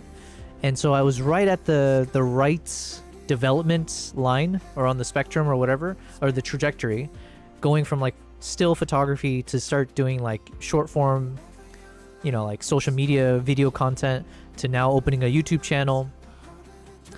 So for this camera to come around and seeing if someone like me who's starting to do video editing for longer form content, but for like vlogging unserious things, yeah, it was just perfect timing.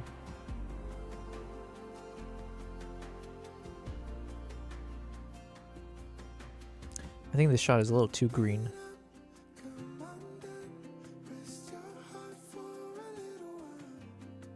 King, you said, Joe Bell. The good thing is you can use all your skills in photography into cinema work. Possibly. I don't know. Maybe, I guess. Can I? Because, I don't know. There's not, like, that much overlap, is there? I mean, besides you're holding a camera, right? And then you still got, like, the shutter speed and all that fun stuff, but like, color grading for video feels so much different so far than, like, color grading for photography. Although now that I'm starting to learn more about how to properly color grade, I guess I feel like I can start being a bit more creative with things. Because now I finally understand, like, oh, if you want to change the colors, these are the right features, or these are the right color wheels that you should be playing with, or here are the right settings on your node. So... But yeah, even like the framing techniques, right, are pretty different.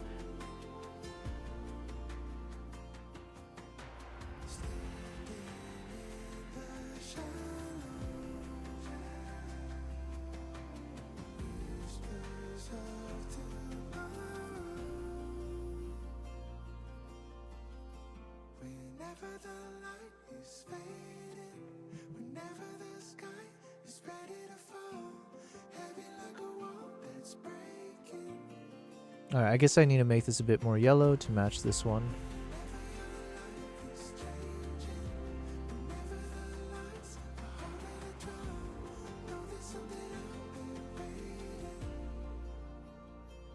This concept of the middle gray is still very annoying to me though, because it's like, supposedly I shouldn't be touching this curve point here.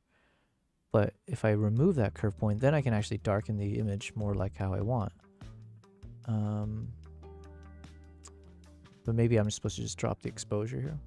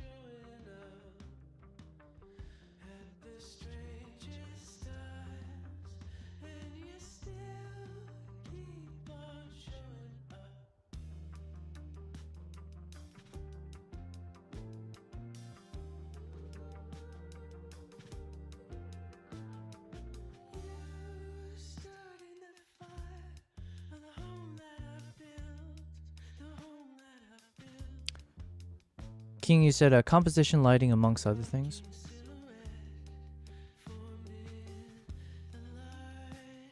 True. Yeah, not to say there's no... yeah, for sure. For sure. It does help.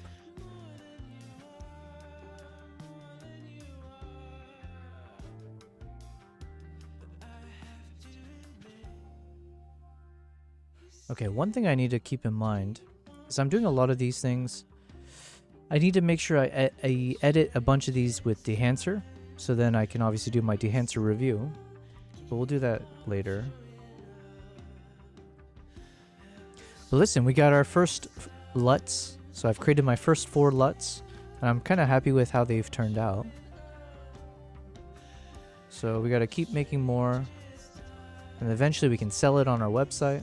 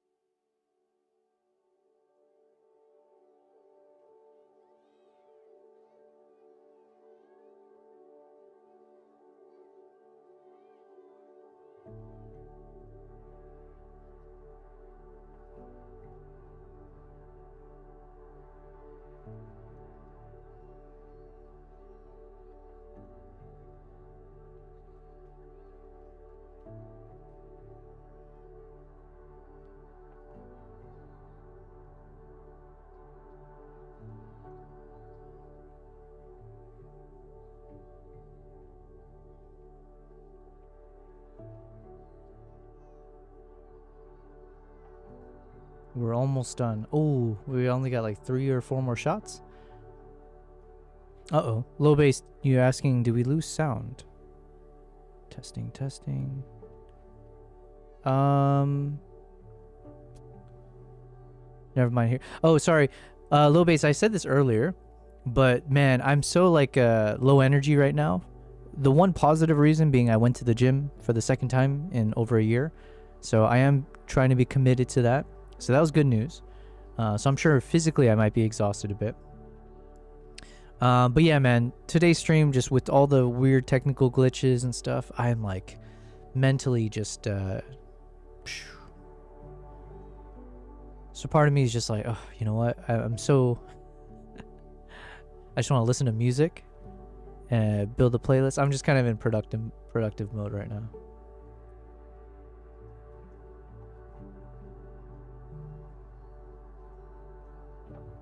It's like there's nothing more frustrating. I guess low base, you probably deal with this all the time, right? With like, you know, because I don't know the first thing about coding, but I can imagine if you're in that kind of space where you're supposed to be logicking your way through problems, but then when you end up hitting a dead end and you have no idea what's causing the issue in front of you, and no matter what level of like just trying to break it down, you're not getting the solution. That's kind of how I feel right now with this whole Twitch network connectivity issue that I've been dealing with for like, I feel like it's been like 3 weeks, and it just comes and goes at a whim without everything that I've considered to be like a logical step to take has all, you know, not like it hasn't applied in terms of fixing the situation. Let me add this to the relaxing playlist. Oh, it's already there. Whoops.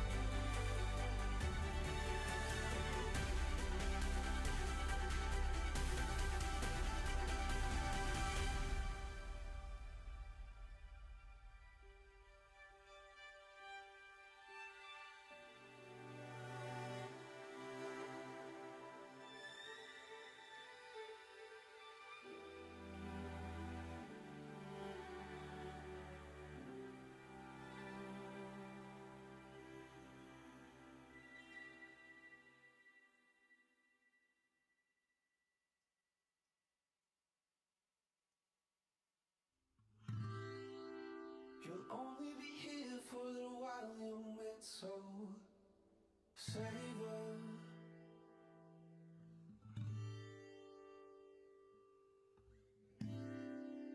You'll only have this for a little while, so savor. Yeah. Say you won't live forever, so savor.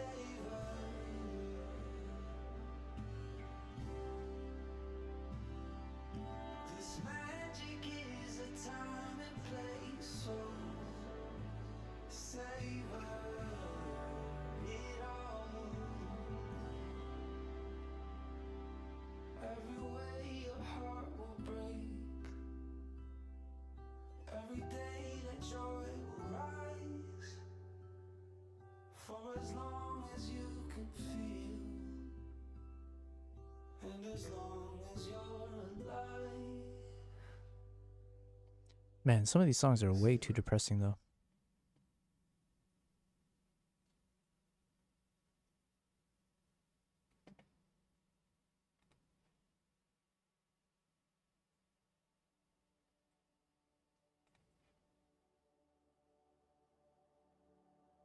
Okay, I think we're officially done with at least our first round of just color grading.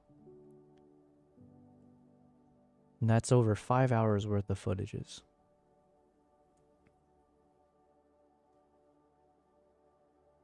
So I think the next couple steps, one, I need to restabilize all the footages. I think a lot of them lost the stabilization when I was copying and pasting some settings.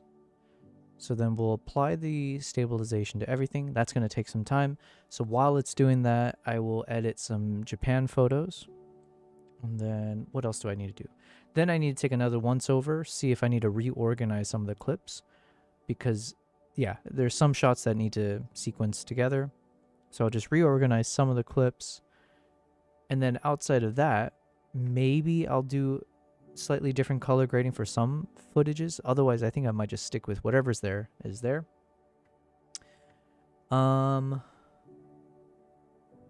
then we gotta download music. So we've already found a bunch of pretty good music choices for this video. So it's got to be relaxing, very chill, relaxing music that people just put on in the background as you see a bunch of like slow motion animal footages on the screen.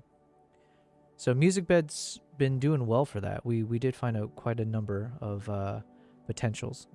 So I just need to make sure I can start downloading those guys. And I need to download a lot because we need to cover 5 hours worth of footages. Is that right? Let's see. Yeah, we're at like 5 hours and 6 minutes.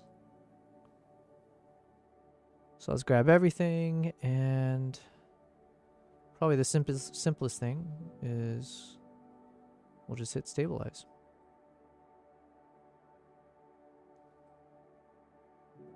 All right, so it's saying it's going to take... Is that saying it's going to take 1 day? Okay, no, it just dropped. It might take 10 hours for it to stabilize all the footages. I'm sure it'll drop over time, but that's fine. Now we can switch gears to this guy. And then let me just double check. Do we have this downloaded already? Yes.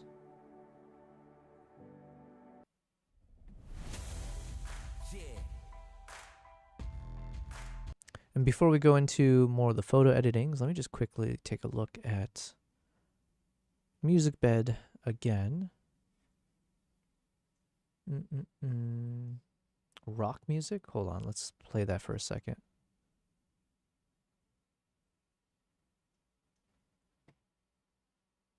I don't know if I listen to a lot of rock. What counts as rock?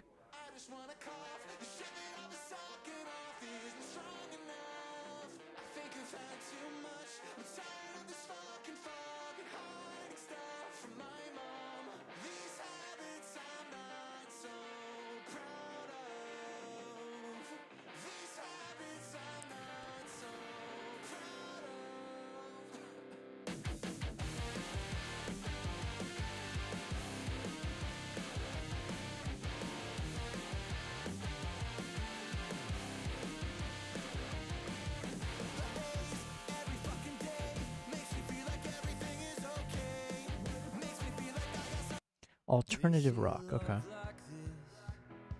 Comes once in a lifetime. For the first time I believe it to be true. All of my friends say, when you know, every piece falls into place when I'm with you. You have found a love that sets me free. You are the best thing that ever happened to me. Okay. That song, I mean, there's nothing, listen, nothing wrong with it. Sometimes I hear songs and like it gives off like a very Christian vibe. Nothing wrong with Christian music, but it gives off that kind of feel, like that very like feel good music, but it's a little too cheesy for me, if that makes sense. So that's why I think I've enjoyed a lot of those quirky indie songs in that playlist. We're going to try this pop culture inspired music. Let's see. I don't listen to a lot of pop, so I'm curious if it can pique my interest. Jake Newmar.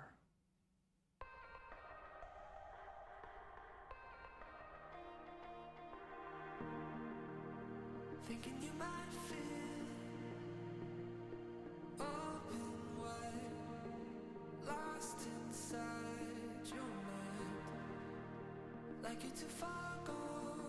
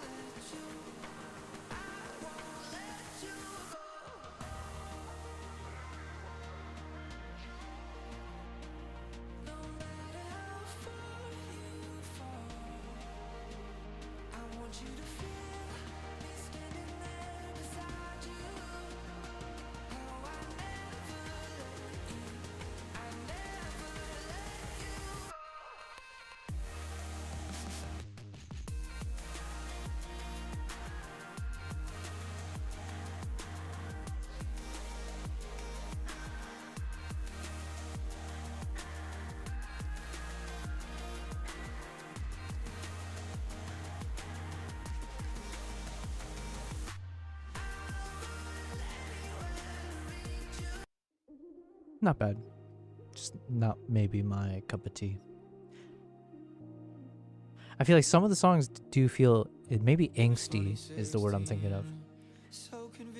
Exactly. When I was maybe 16 years old, some of these songs would be the kind of things that I would like listen to just to feel that depressing level of anxiety, I guess. When you with me, now I need fixing. Then it's 2018.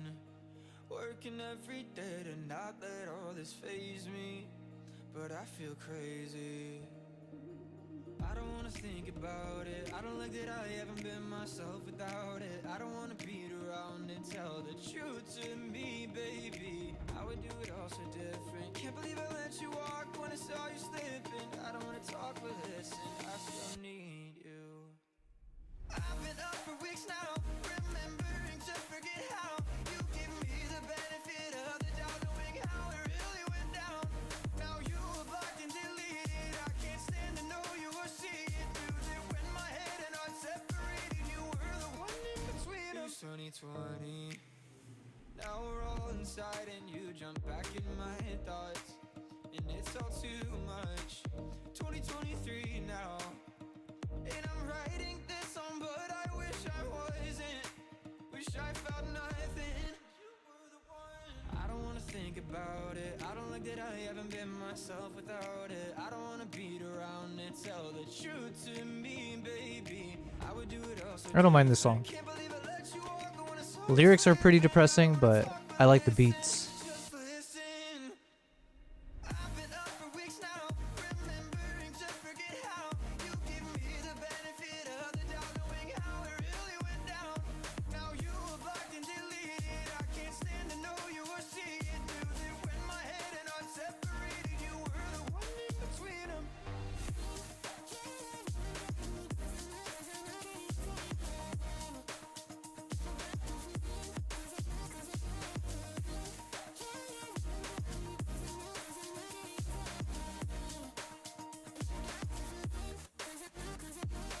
What could I have done to make your feet stand your ground? Safe so you don't run. Say anything, I need you now. I don't wanna be 70 and full of regret. Baby, you and me, how can you not see it? I've been up for weeks now, remembering to forget how you give me the benefit of the doubt, knowing how it really went down. Now you are blocked and deleted. I can't stand to know you were seeing through it. When my head and heart separated, you were the one in between them.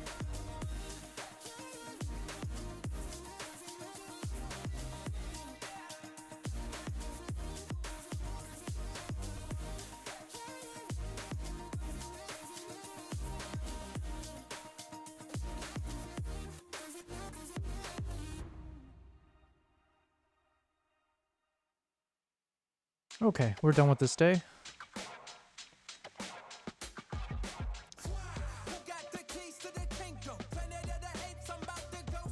I think we've already saved this one, right?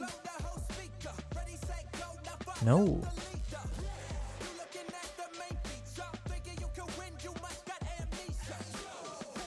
Low Bass, you said I wasn't even paying attention to the music until you said something.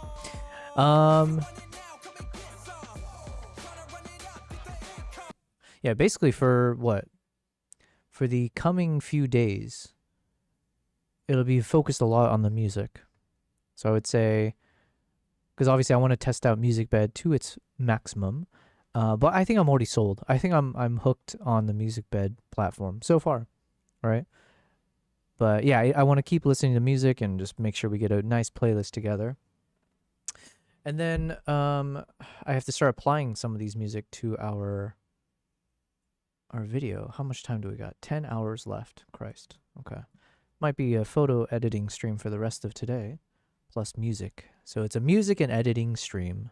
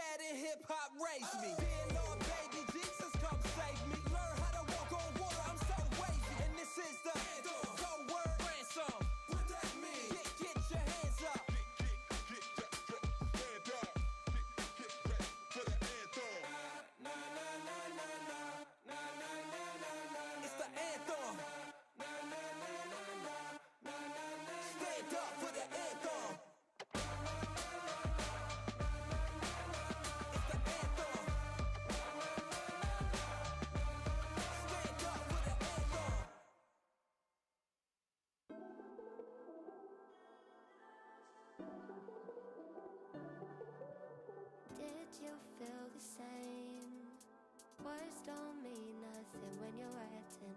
Don't try to explain. No, you don't even know what you're asking. They should tell me the more that you need, but you take it all back in the second you leave. Fishing out on how good we could be. It's really not fair, you're stronger than me. We're stuck on the same melody. You keep messing with me mentally. This is a lesson to teach. Maybe it's true, but what would I do? What if I lose? What if I don't do what you tell me to? What if it's true? What mistakes do? Baby, can you see what you put me through? I'll be doing better without you. It's kind of like a. It's not the coolest shot, but maybe I'll keep it for the website. Just looks different, you know? Get some client shots.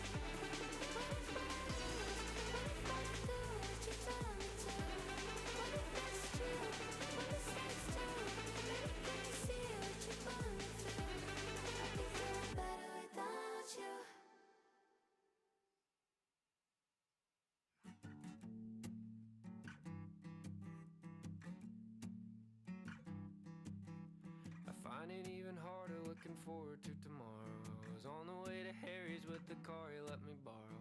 Knowing that it's over is a pill that's hard to swallow. It's a long road, lot of potholes. I'll tell it how it is, cause I can tell you how it isn't. It's not some cry for help, it's just some ordinary living. I'm still looking like myself, it's just a little part is missing. It's a long road, lot of potholes. Sitting down for a minute, I just need a little time. Finding what it is that I did. Was there something in my eyes? Lying low. Was there something that I didn't show? Was there something that I didn't know? Tired of this walking and I'm tired of this bar. Running long quarters, man, I wish I had a car. 50 miles an hour makes an hour not so far. It's a long road, lot of potholes.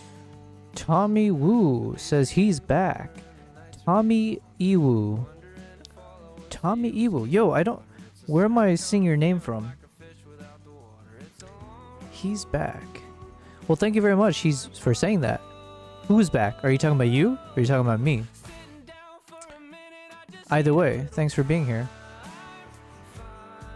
Mao the Great. Wait. Mao the Great. Why does that sound familiar? Mao the... Both? Nice.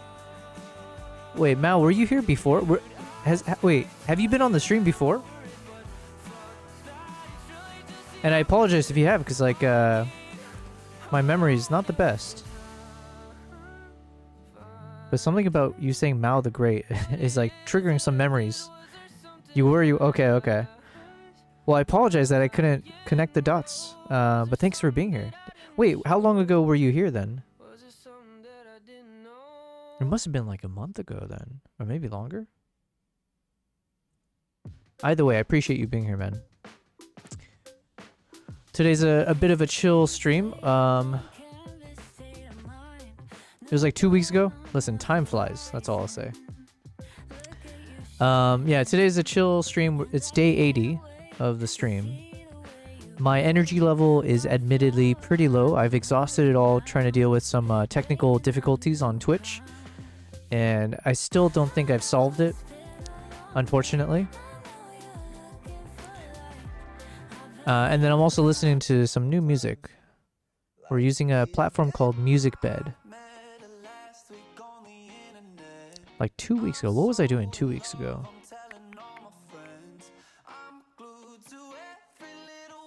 But yes, I'll take a moment to quickly just say again.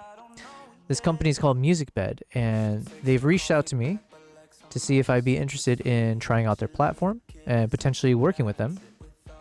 No monkeys, Tommy. There are monkeys, but right now I'm rendering a bunch of footages, or I'm stabilizing a bunch of them, and so it's probably gonna take another like hour or two for it to finish. I don't know. So yeah, I did most of today's stream just editing all the chimpanzees. I guess chimpanzees aren't considered monkeys, right? Hold on, I should know this. Because I'm assuming primates... Okay, monkeys are a type of primate? Oh man. Okay, let's ask ChatGPT this. I should know this already. Okay, Amber. I'm trying to make a distinction here. I believe chimpanzees are not monkeys, but are monkeys primates? Or are primates only considered like the chimps, gorillas, and a few others like that? Help me figure out this, where the line is. Absolutely, let's clear that up. So chimpanzees are indeed not monkeys. They're actually great apes. Now, when it comes to primates, that's the bigger umbrella. Monkeys are definitely primates, and so are apes like chimps and gorillas, as well as humans. So basically, all of them fall under the primate family tree. It's just that monkeys are one branch, and apes like chimps and gorillas are another branch. So yeah, monkeys are primates, and so are chimps. It's just that chimps and gorillas are apes, not monkeys.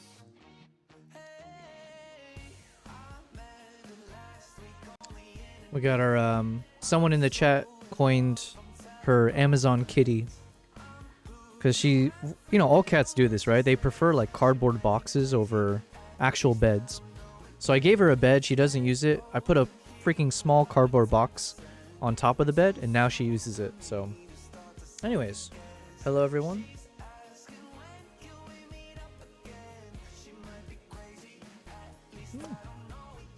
All right, anyways.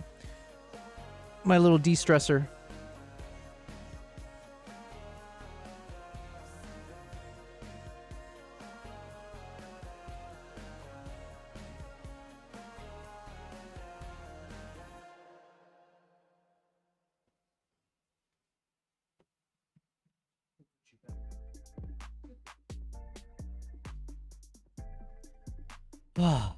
Man, when I feel mentally exhausted, it is nice having cats. I will say, I guess pets in general, maybe dogs would be better, but like dogs are just a lot more work, right? You gotta take them on walks and everything, clean them.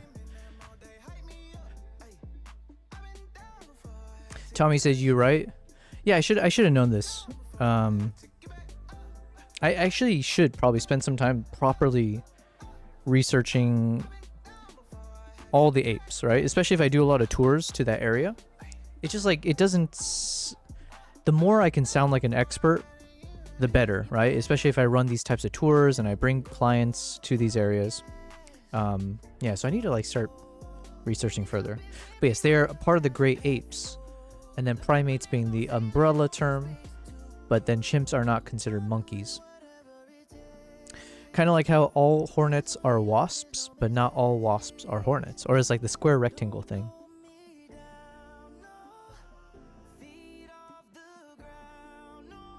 Actually, let me think. What can we say? What if I say... She might have also responded already, but I wasn't listening. What are the great apes and how many are there? So we got the gorillas, chimpanzees, do orangutans count?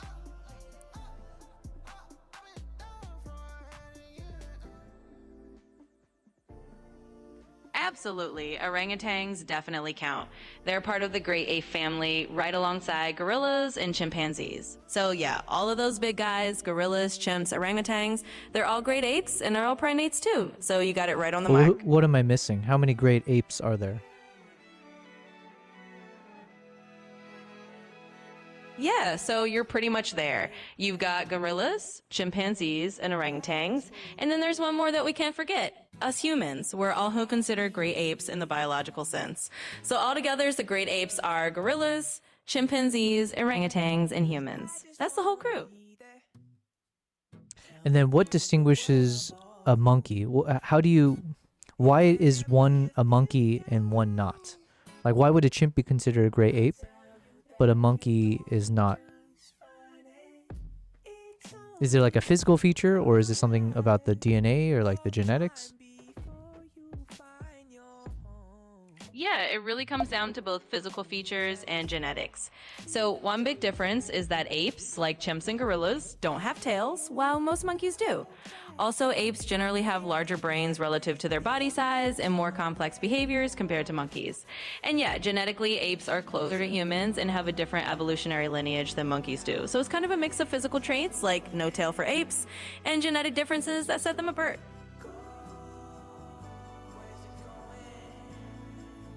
And what is considered the largest monkey? The largest monkey out there is actually the mandrill. They're these really striking, colorful monkeys with those bright blue and red faces, and they can get pretty big. Males especially can be quite large, making them the biggest monkeys in terms of overall size. So yeah, mandrills take the crown for the largest monkey. Okay, my guess was going to be drill monkey. Is that the same thing? Mandrill and drill monkey?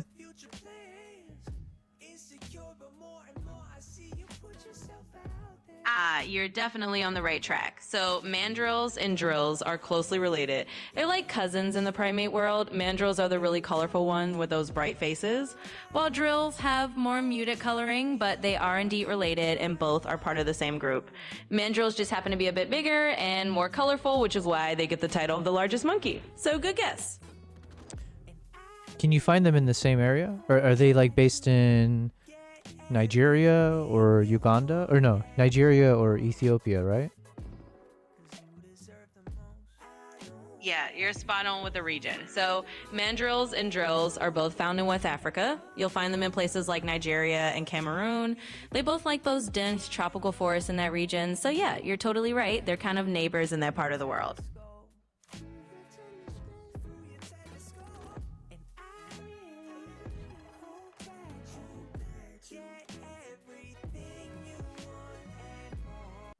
Okay, we've done our education lesson for the day.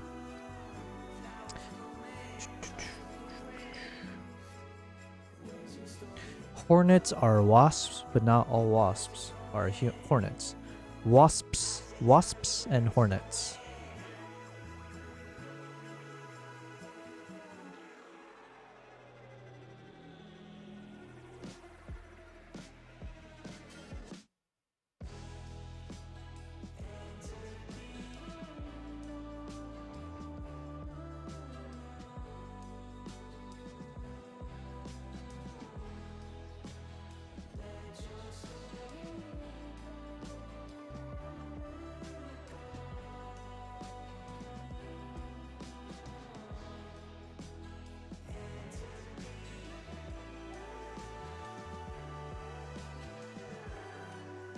Okay.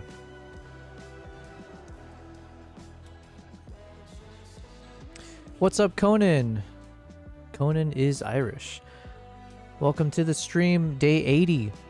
Conan, I'm just going to let you know now, I have zero energy. My energy level is low. I've been dealing with technical difficulties all day, so just FYI, if I don't speak a lot, I'm just listening to music and just in the zone, that's why. The Mau Wow.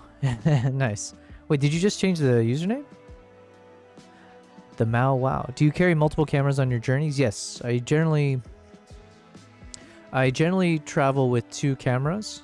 So let's say in the past I would be shooting with like a Nikon Z9 on a camera strap, like one of those angled ones. And then I would have a sling bag on the other side where I have my second camera that I can quickly access, but then I can put it away and I have, you know, space for like extra lens or batteries, whatever. So then I'll have like a Nikon Z9 and a Z6 III while I'm shooting. And the Z9 would be where I would put on like the high quality, let's say like a 400mm f2.8 lens, let's say. So similar to this guy, actually, the photo I was showing, where was he? So kind of like in this shot, right? So you can imagine I would have a camera strap and then I've got my 400 2.8 like this. But then instead of a I have a backpack as well, but usually I'll have like a side bag where I'll have my secondary camera for a quick access. So I'll have like the 400 on this guy, and then usually I'll have either like a 24 to 70 or an 85mm f1.2 attached to my secondary camera. So then if the subject is getting closer, I just quickly hop to that lens. Or if I need like for travel, oh sorry, I'm not sharing my screen, my bad. If I need to share my screen, or sorry, if I need to do a selfie, then that secondary lens in my sling bag over on the side, I'll have like a 20mm or a 24-70, so then I can quickly just do a selfie shot, put it away, and go back to my big boy. Mao, you said... Hold on, Conan, you said, have you been since I left? Forgot to ask. No, all's been good. But yeah, I'm just low energy right now from just a number of things. But yeah, dealing with like trying to get Twitch to be stable has been a bigger challenge than I would have imagined. So, for some reason, streams are displaying handles and not usernames anymore. Yeah, that happened recently because we had someone else in the chat where she just got like, normally it would show her name and all of a sudden it swapped over to a bunch of random letters. So she had to like update her username, I think, or something. Conan says, I'm saving for a Canon EOS 60. It's only 100 pounds. It's secondhand. Oh, nice, nice. That seems like a decent price, I think. But I don't know much about secondhand cameras and stuff, especially for Canons. King saying a Z9 body is sturdy. Yeah. I got my small rig on attached to it, though. The D3S and D4 are also tanks. Yeah, let me bring it over real quick.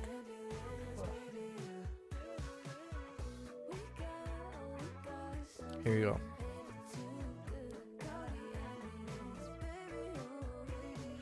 So this is the Z9, big boy. Super heavy, so not meant for everyone. And like the Z8 technically has the same specs, just in a smaller body. But what I love about this guy is obviously for wildlife, it's fantastic. And then while you're in the shoot, you know, it's got that built-in vertical grip, so then I can hop over into vertical shots with ease. It's got all the same functions and shortcuts that I can access. So yeah, super durable. I've dropped this a number of times. Generally speaking, it's survived. Not always. But yeah, with the small rig on as well, though, good protection, obviously. But it's like tougher to fit this into my my sling bag. So generally speaking, in the sling bag will be my Z6 III, which I'm shooting the stream with right now. Smaller body, lighter. So yeah, and then this guy will be either in my main backpack or when it's in use, it'll be similar to this guy, how he's got it, just like on one side of the body. But yeah.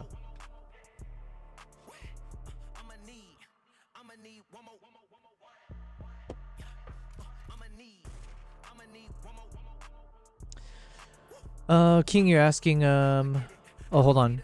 You said, I looked it up, it was 300 pounds. Oh, okay, that one. That's the Canon EOS 60 I'm getting. Gotcha, gotcha. Okay.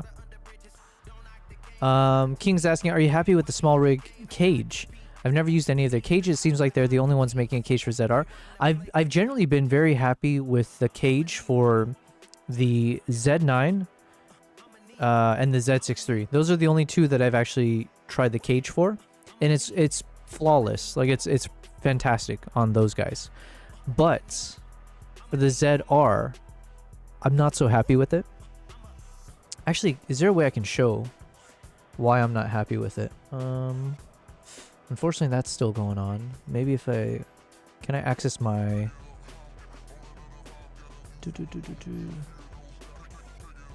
I might be able to show you. Let me see.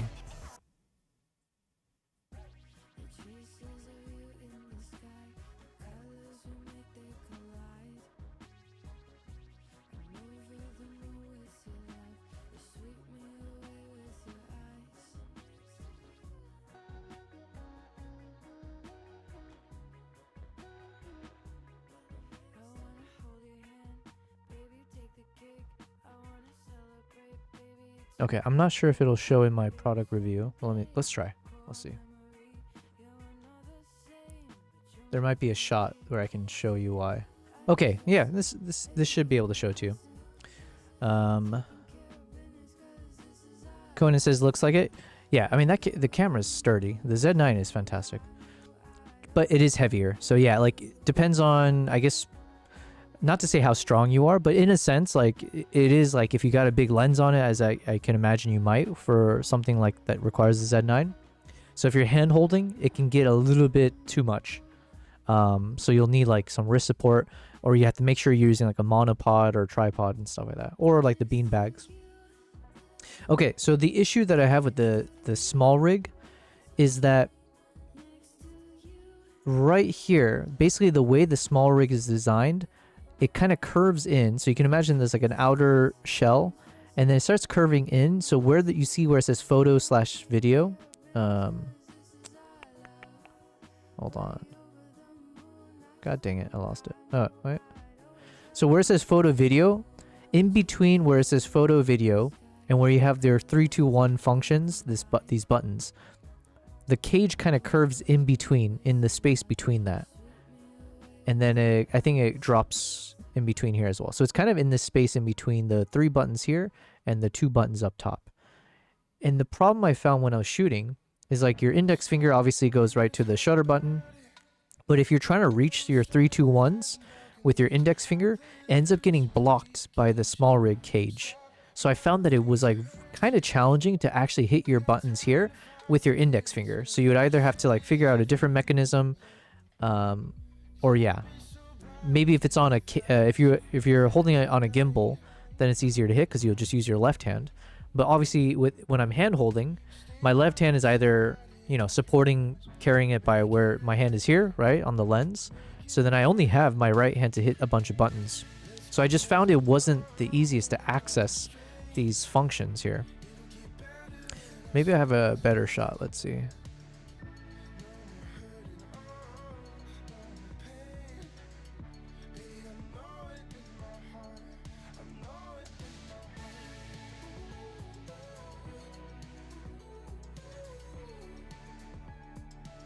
Okay, here. I think this is a good example. Okay. So King Kruk, not to say you shouldn't buy it, because like in some ways it is useful, right? And it allows you to attach all the accessories, and it helps protect the camera as well, and all the other fun stuff. But here's that issue. So here you can see the front, the cage on top goes in the front here, and then it goes into this area here. And so you can see my index finger is obstructed, right? You see my index finger is hitting the record button, but then you got this steel structure, whatever this is made of, aluminum, whatever it is, right? So then for me to lift my finger and hit these buttons, it's not that easy. And it's not even about like your hand size or how long your finger is. The problem is that cage extends all the way to the edge of the camera body. So then your finger has to be able to pull, like imagine your index finger has to pull all the way back and get to the backside of this this structure. And I found it just wasn't easy. It was just like, I don't want to go so far as to say it's like a poor design, but I know I'm not the only one, because there's another content creator, and when we were observing it, we both had the same feeling of like, wait, what? So just like, yeah, it just didn't make sense to me. But yeah, maybe it is if you have longer fingers. I don't know.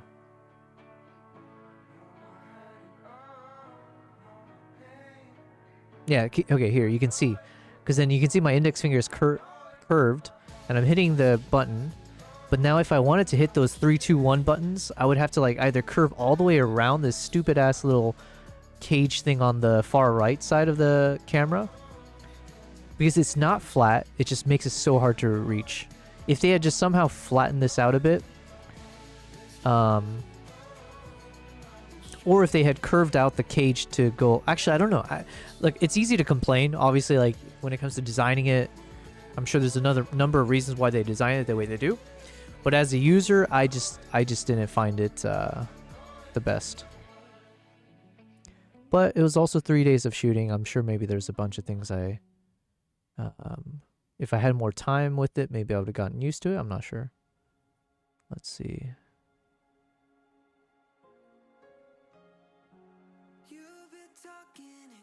Yeah, because even here you can kind of see I was using my thumb to hit the record button just because the camera was super low. But the point is, if you want to hit the button in front of the cage and then the 3 buttons behind the cage, it is like this thing where you feel like you have to leapfrog over the cage bar.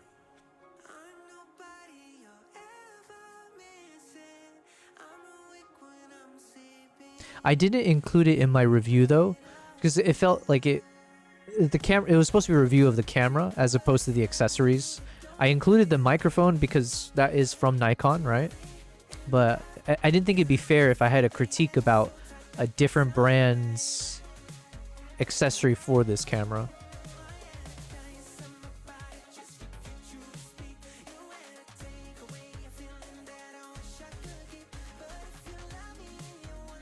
Yeah, here's another kind of visual example. So it's easy enough to hit the record button. The moment I want to hit these 3 buttons here, my finger just has to do some gymnastics to, you know, circumvent this obstruction.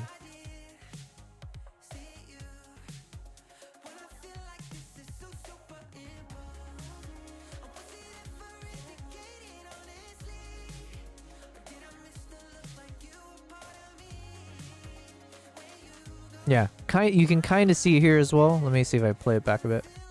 It makes me excited to go out into the world to shoot and... Nope. But yeah, it might be hard to see, but basically you can see where my finger's at, which is essentially right hovering over the shutter button, I'm assuming.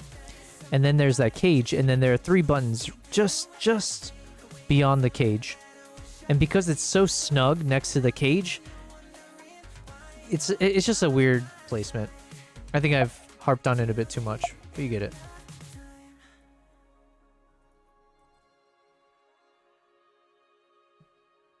Okay, anyways.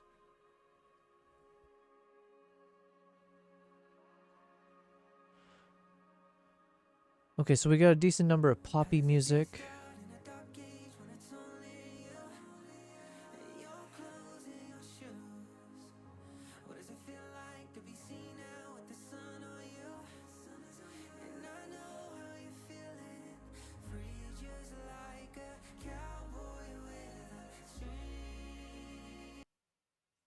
There's a playlist called Wild.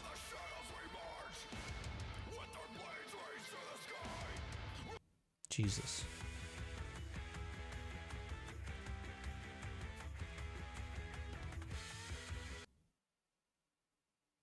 Oh yeah, let me try Western. I meant to like listen to that a bit more. Or maybe vintage. Oh, we still haven't done jazz either. Hold on. There's a bunch of stuff here. Should we do vintage? Let me just speed through a few of these and then see. We either do vintage or jazz.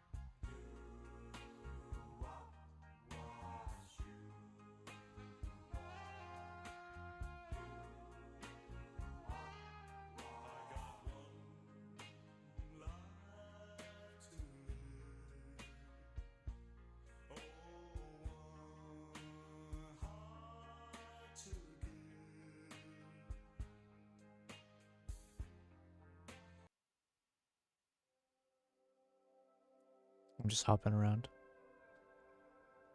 I think I'm like 95% certain I have ADHD now. I know it's like a joke to say that, but actually, you know what? After taking that one questionnaire, which I said I'm not taking seriously, I think I am taking it a bit seriously now. It's been in the back of my mind. It's like 97th percentiles. That's pretty high.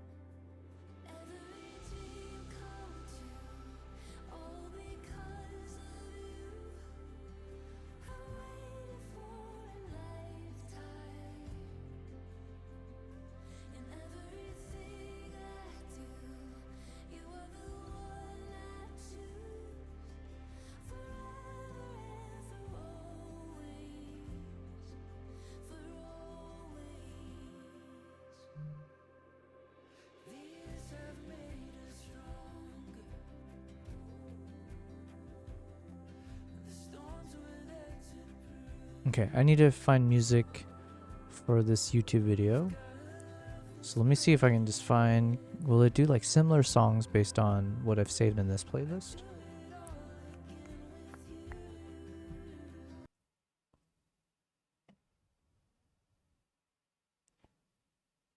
There we go. What about similar? Recommended for you. Okay, here we go.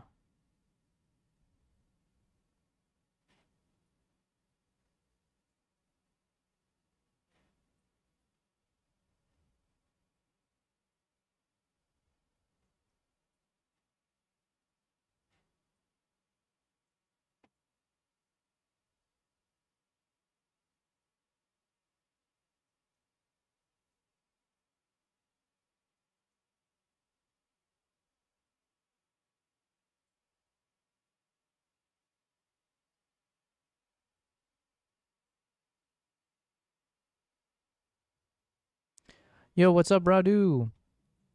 Also, hold on. Why is my music not playing?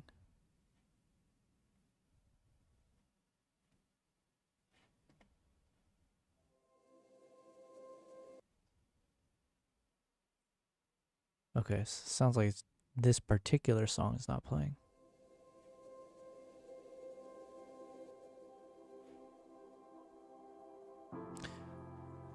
Radu says, Yoba, how are you? What do you use for recording your insane long streams? It seems that what I would need to record my 3-hour long wedding ceremony. Oh yeah, so I mean, in terms of what I'm using for this particular like live stream setup, I use OBS as the actual, what would you call it? That's like the primary broadcasting system. Is that what it stands for? What is OBS?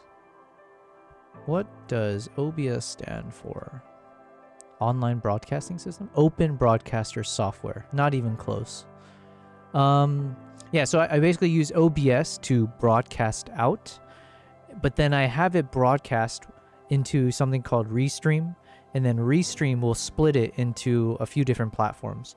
So it's like going directly into Restream. Restream then goes into YouTube, Twitch, and Kick. And then they just mirror it or whatever.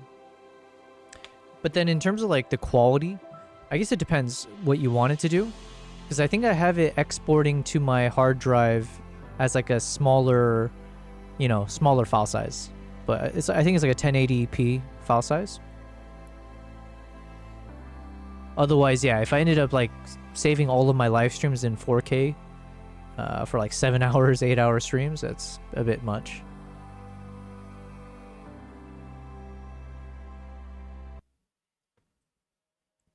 But yeah, welcome to the stream, Radu.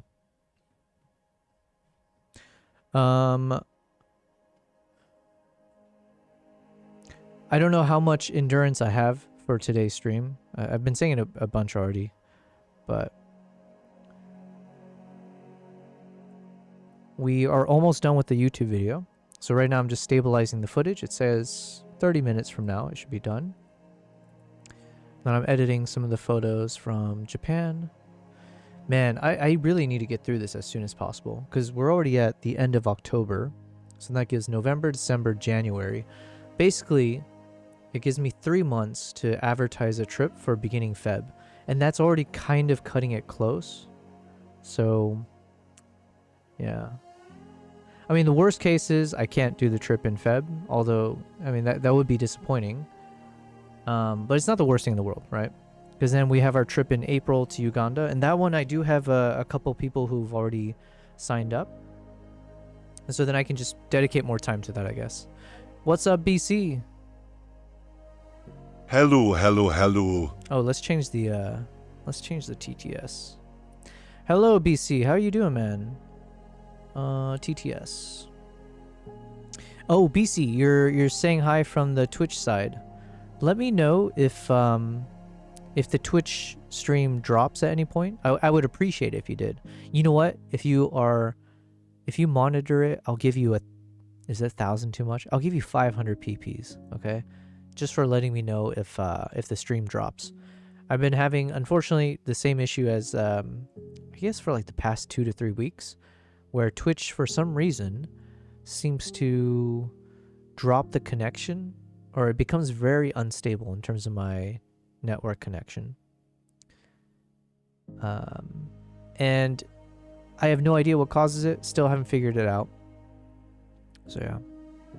Will do. Thanks, man. Radu says, cool. In these parts, there are people which need all the wedding ceremonies recorded, which mostly is 3 hours long. I hope the ZR can handle that. Oh, okay. Yeah, I mean, it should be able to, right? But it depends what kind of quality, I guess, you're streaming at. And you definitely would need like a dummy battery and then just hook it up.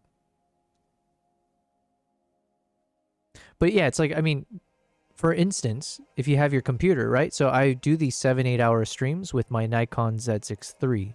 So I never have issues with it. No worries about like overheating or anything like that. And to be fair, it's not like necessarily recording to the camera, right? It's just acting as the webcam essentially to my PC. But I guess if you do the same thing, right? If you have your camera set up to like a laptop or something else during the weddings. But I you know what? I say that, but I don't actually know if that's true. How are you today, sir? Mentally, you know, just a bit checked out, I will say. For the things I just mentioned, this whole network issue, and then I had a few OBS things happen as well. Just like minor things of like, why did it randomly decide to fail on me? And without knowing why, it's more frustrating when you don't have a logical explanation for like, oh, this thing stopped working because I forgot to plug this in or I didn't turn this on. So when I keep hitting these like dead ends of like not knowing, yeah, it gets a bit annoying. And then I went to the gym this morning, so that was great. So that was a positive reason I'm exhausted. We're going to keep that. We're going to maintain this cycle. So aim is 3 to 5 times a week going back into the gym. Bring that back into our routine. So Urqui says, hello, greetings from Argentina. Oh, wow, Argentina. I didn't know you streamed. I've been following you for a while on Instagram. Oh, man. That's cool. Well, thank you very much. Yo, I was saying earlier, not today, but I said a long time ago, I was like, I don't think I have anyone that watches my live stream from like Central and South America. It seems like we have a few. What just happened? Oh, thank you, man. Thank you, Urqui. Wait, Urqui? Hold on. How do I say it? Urqui, thank you very much for the follow on Twitch. I appreciate it. And I do apologize if the stream disconnects or if it gets a little bit wonky. My Twitch connection hasn't been the strongest randomly. I don't know how to fix it, so apologies in advance, okay? And thank you for the follow. And thank you for following me on Instagram. I've admittedly been a bit quiet on Instagram over the past year. Yeah, at least a year. Because mainly I've been traveling quite a bit across the past 1 to 2 years. And then whenever I'm home, I've been focusing more on building up a YouTube channel So a lot of my energy has shifted over towards the YouTube side. And then about 3 months ago, I decided to start live streaming. So this is day 80. So I put in my titles, but right now this is the 80th day of my live stream. And we had a good streak going. What did we do? I ended up doing like 46 days in a row of live streaming, about like 7 hours each day. And then I had to take a break to shoot with the Nikon ZR. And then since I've come back, I have been trying to do like a daily stream. So usually I'll take like 1 or 2 days off every week. So I'm trying to find a bit more balance, let's say. But thank you very much for what would you call that? Cross supporting me from Instagram and now Twitch. And for being from Argentina. I do want to visit Argentina. What do you guys, I think you guys have some crazy wildlife, right? Am I thinking the pumas?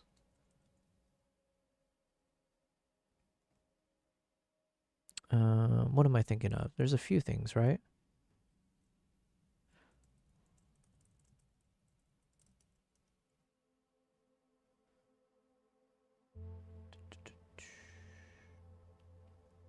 The giant anteaters. Oh, I went to Colombia for that. I do want to go back there for the anteaters. Oh, you guys have penguins as well.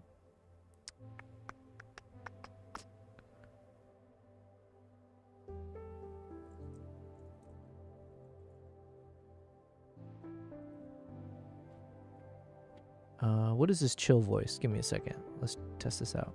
Number 15, your dog shit at the game. Stop playing it. But thanks for streaming.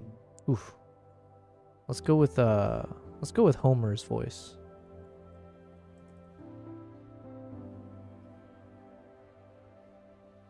Okay. Urqui said, I mostly do motorsport and ballet photography, but after searching more on wildlife, I decided to start on that. Nice, nice. Yo! That is definitely not how he says that. Wait, do they not have like South Park voices? Man, I'm still catching up on all the... I think I finally caught up to wherever I stopped watching South Park back in the day. So I think that's like season 14 or something. I don't know. You got ads? Oh, nice. Let me put something in the chat. Thanks for watching all those beautiful ads. Cha-ching, cha-ching. Dollar signs.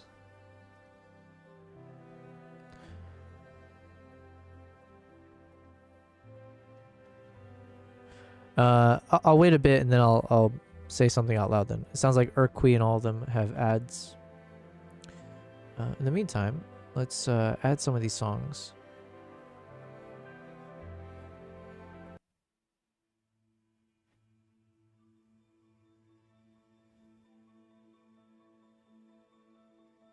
Ooh, I like the colors on this one.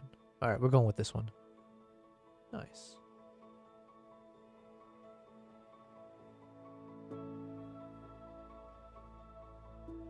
Like I said, I'm not going to do any crazy edits on these guys. It's just like, hopefully I can do these as quick as possible.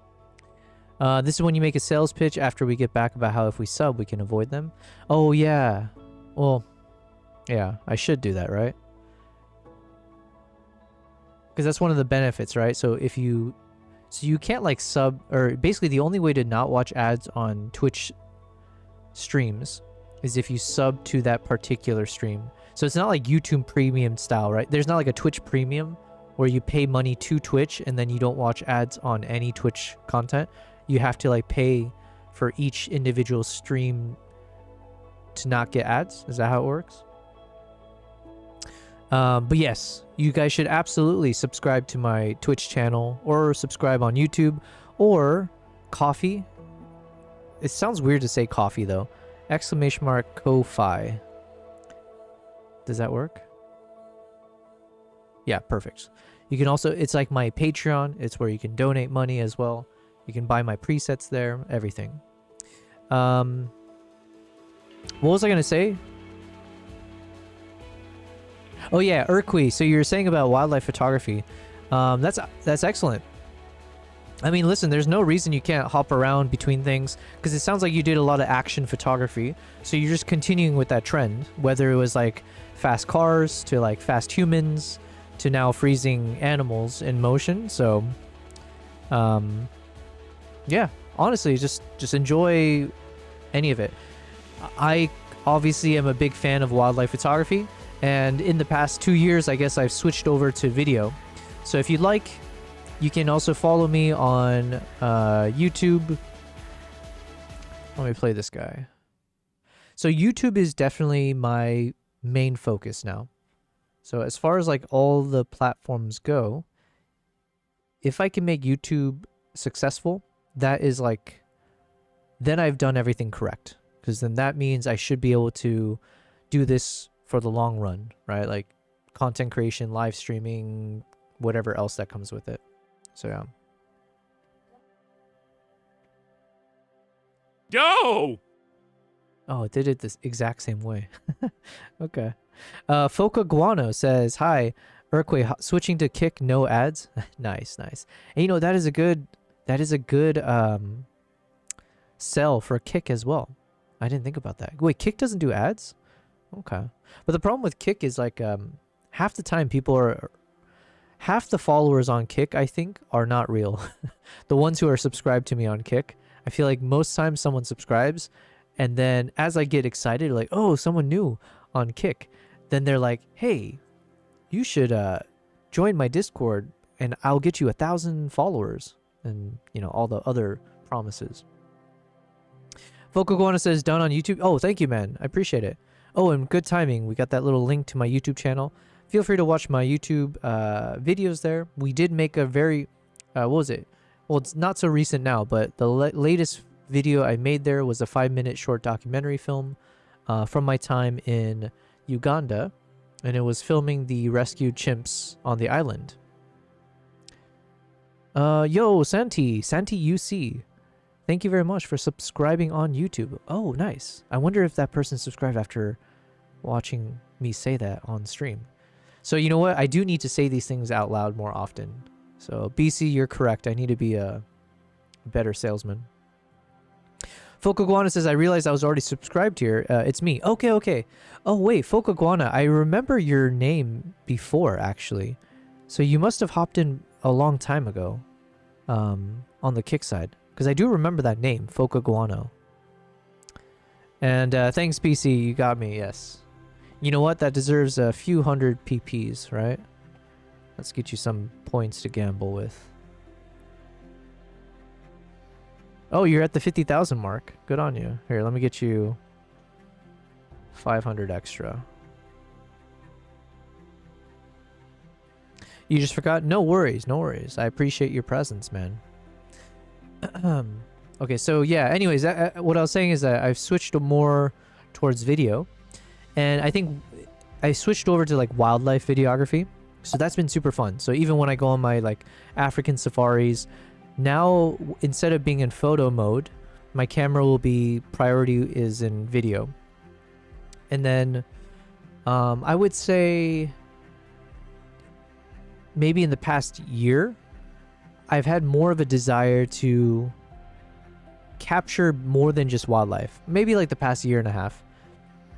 Wildlife still is one of the coolest draws. It's one of the coolest ways to capture an interesting story, just for yourself and as well as for the audience.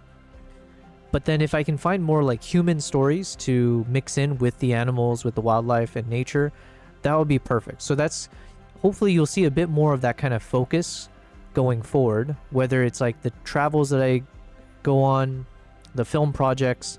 I do hope that I can start kind of somehow being able to tell stories connecting humans and wildlife together. Similar to this 5-minute documentary that I made, where it's about these rescue chimps on an island and the humans that take care of them, right? So what's that, the bond between the two, the balance between, you know, nature, humans, the wild, all that. So I really like this preset. It worked out nice on this one. So let's just work off of this. I'm feeling like more of a greenish color on these, but also I don't care too much about the photo, so we'll do it fast. I'm just seeing if I can add one more preset on top.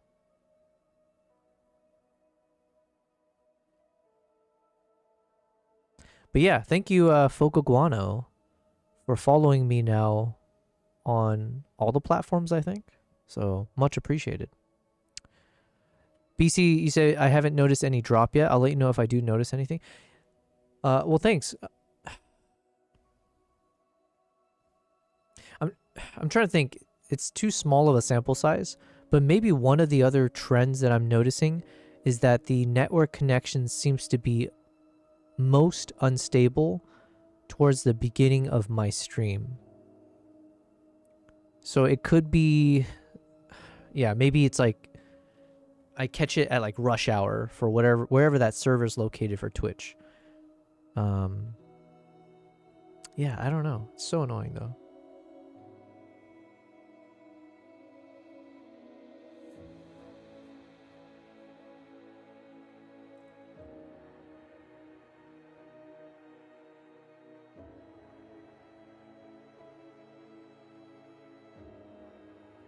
And yeah, I'll keep repeating myself. Right now, a lot of these photos, there's a chance that if I spend more time editing it, we can get it to be like super, super cool, like one of my favorite kind of shots. However, I am trying to be a little bit faster with how I edit because we have so much to get through. And even now, I'm almost losing hope that I'll be able to promote this trip in time for this coming February. There is still enough time. And to be fair, I did organize my last trip where I took 3 people with me. And I think I did all of that within like 1.5 months prior. So it is all possible. It's just, you know, you can't always expect that to happen. So I need to be fast. Focoguano, you said on top of you is your cat? Oh, I thought you meant physically because sometimes my cat hops onto my chair. Yeah, we got a close-up cam. Right now, that's Kimbap. He's just chilling, sleeping over there. And then Nala is off in her... Wait, how do I do this? So here's Kimbap. Let me bother him real quick.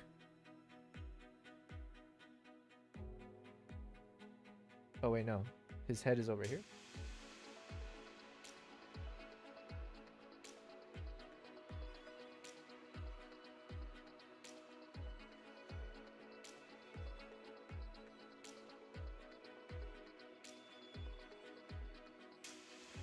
So this is Kimbap. And then Nala is in that little Amazon box on top of the bed in the top left. So yeah. They just be chilling. Yeah, thanks BC, I appreciate it. The Mao says, if you could choose 3 lenses for the rest of your life, which would it be? Man, I'm assuming these have to be lenses that exist already. In which case, I guess the 400 2.8. That's definitely been the one that I've shot the most with in terms of wildlife.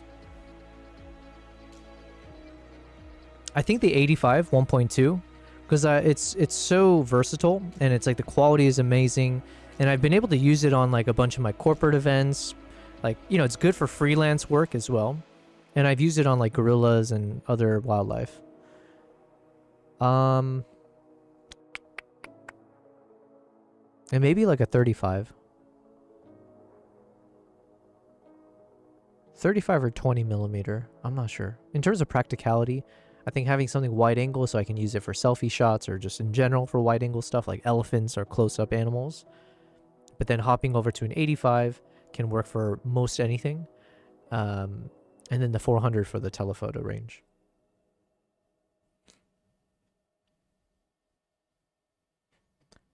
Do you think 400 2.8 is enough, or would you prefer the 600? No, I think 400 2.8.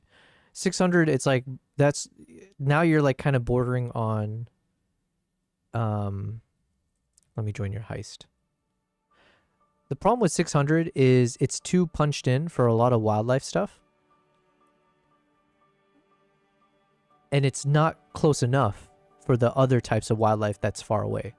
So like, let's say when I went on my snow leopard trips, I borrowed a 600 lens, and even then it was so challenging to be able to get these close-up shots of the snow leopard. Also, I was unlucky on the trip anyways. So at that point, you would rather have something like a 1200 or whatever else, right?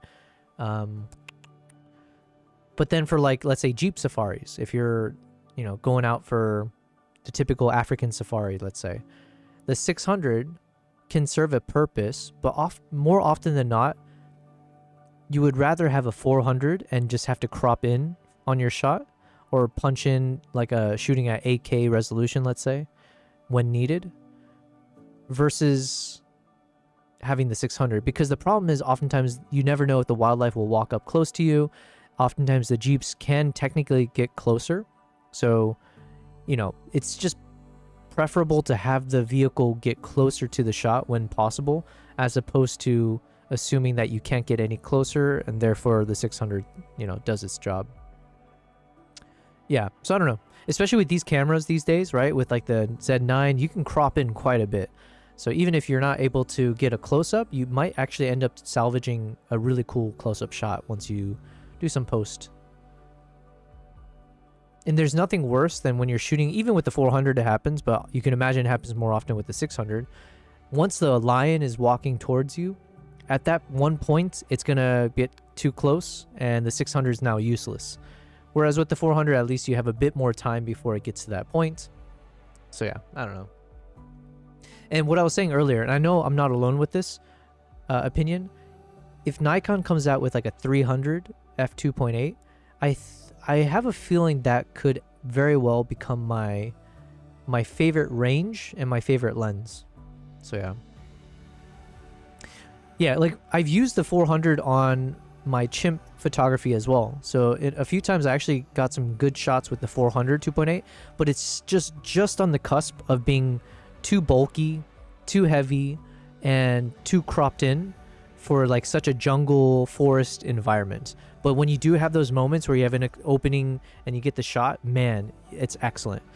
If you had a 600, good luck. You know, the chances are so slim you'll be able to use it. What's up, Cyronius? Yo, yo, yo. Welcome to the chat. Cyronius, hopefully... Actually, okay, I've asked too many people on Twitch to keep an eye out for me.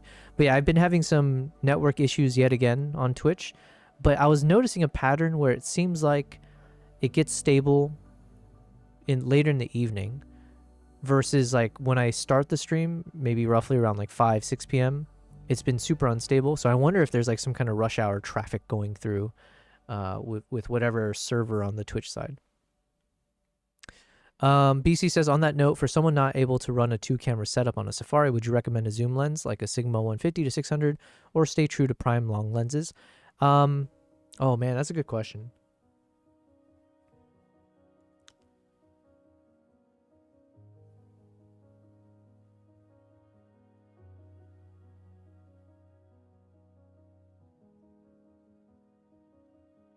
I mean, I think I would go with the 400.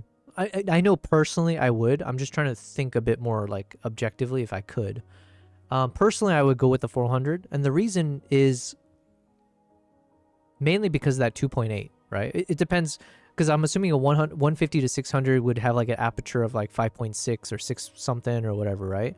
So just losing all those stops of like light can be a bit detrimental for the types of shoot, because oftentimes you imagine like when you want the wildlife shots, it's going to be, generally speaking, like in the golden hours, right, where it's very, very low light. So anytime you have something like a 2.8, it can make a big difference in terms of being able to properly light up your environment, light up the subject. So yeah, the 2.8 is fantastic for that. And then the 400 also, it's like a decent range where, generally speaking, you should be able to get your subject in frame for a lot of circumstances. It's not like often that a lion is going to walk right up to your Jeep, right? Or get super close to you. Oftentimes, the animal is going to be somewhat far away, on a Jeep at the very least. And then the Jeep can also obviously move around. And so, you know, the driver might back up. Depends how good your driver is, but the driver can always reposition, make sure you're keeping a safe distance at all times. So it's just like, it's like saying You have a 400 fixed, and then your driver becomes your your zoom lens, right? So you're just telling your driver, the driver kind of backs up as needed. So yeah, I will go with the 400. If you're shooting video, then I think the 150 to 600 could be better, because I've noticed like I don't seem to notice a quality difference as much when it comes to shooting footage as opposed to photo like stills. If you have like a high aperture or like a lower quality lens or whatever. Cyronis said 300 2.8 would be massive still. Yeah, I mean, I imagine yes, but my deduction skills would tell me that a 300 f2.8 surely must be lighter and smaller than a 400 2.8, right? Like that just has to be the case. So assuming that does hold true, the 400 2.8, it's not like super heavy for me. Like I have been able to handhold it for decent chunks of time, but it's still on the heavy side, right? And bulky side. So I think 300 might be the sweet spot. I feel like the Nikon 180 to 400 is ideal. Is that the one I shot with? Hold on. Which one did I shoot with? Nikon 180. I think it was a 180 to 600 then. 600. Wait, no.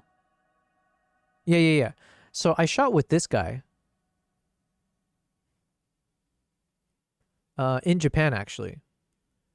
And for photos, it just depends. If you end up like going to the fullest, like if you shoot at 600 millimeters, I felt that the image gets a bit soft and it gets a bit noisy, or it's just not as clean.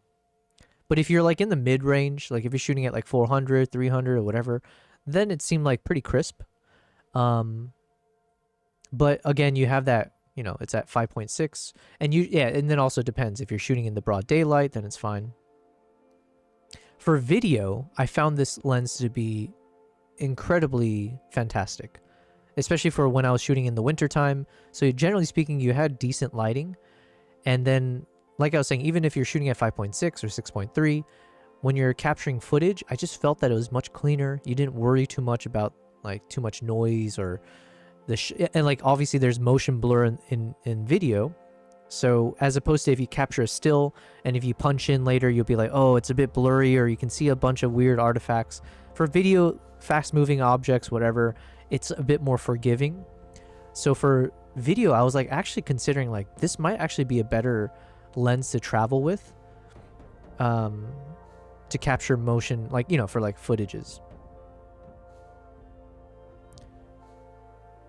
Because there were definitely moments when I was like filming some animal, and if I had, let's say, the 400 fixed, I just wouldn't be able to end up getting a bunch of the shots, because yeah, it would be too cropped in, and then you lose your chance. And it's a lot heavier, so.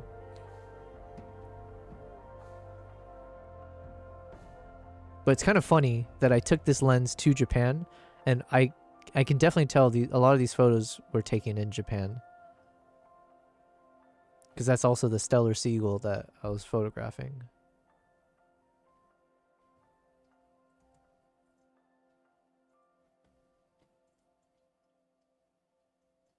Okay, let me add all these guys.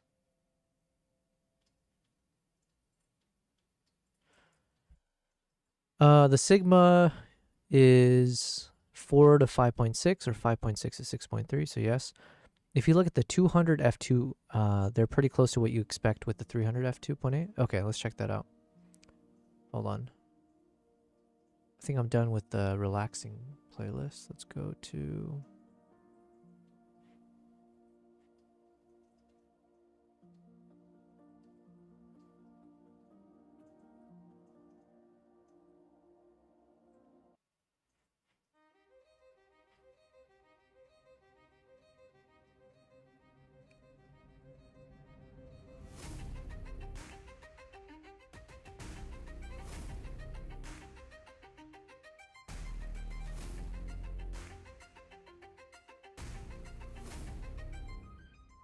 Oh, sorry. We're supposed to look at 200 f2 lens.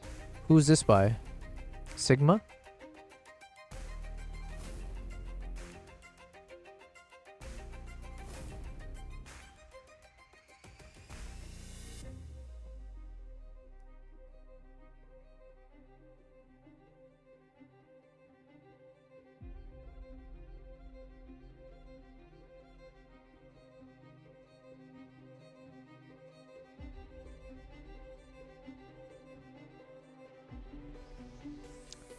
16 to 300.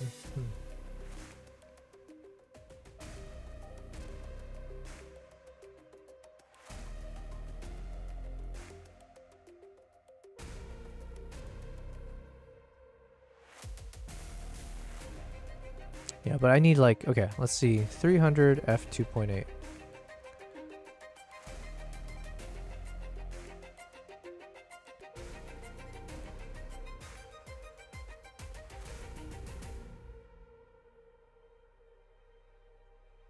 Yeah, this doesn't seem too large. Although, yeah, it actually seems pretty big.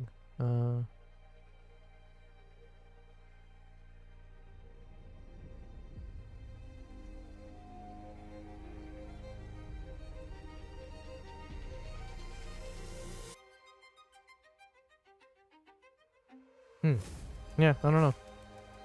I'm sure it's out there. I'm sure Nikon's gonna make it. I'm sure they're listening to this stream right now. They're like, oh, we've been waiting for Yobel to say what he wants.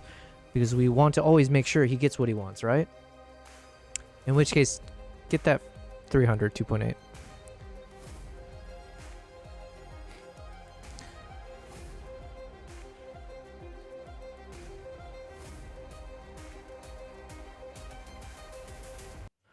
Yeah, Musicbed is so far so good.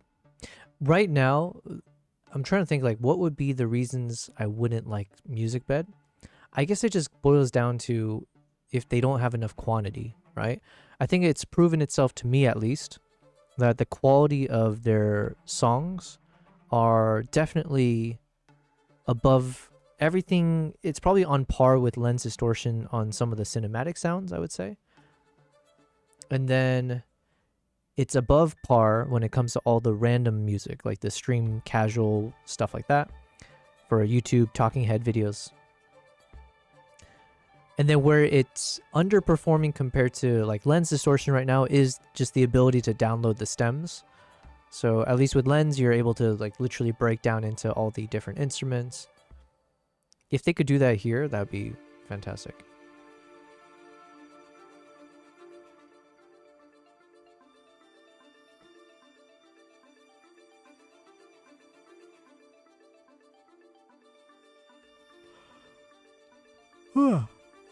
Fogoguana says, I have a video for you if you want to check it out. It's called Argentina from the Sky. So you can see landscapes and animals in Argentina. I can try to play it as long as it doesn't have any music that will get me in trouble. Don't worry, I'll look it up.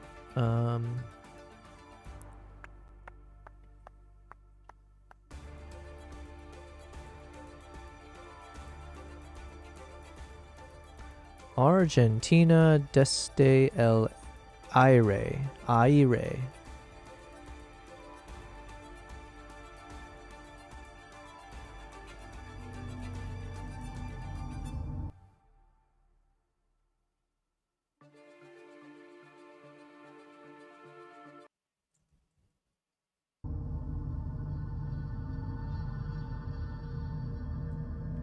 Desde el aire.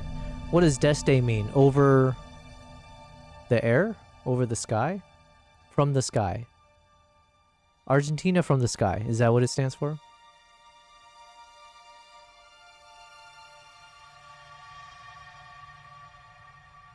It's like, I want to go to Patagonia.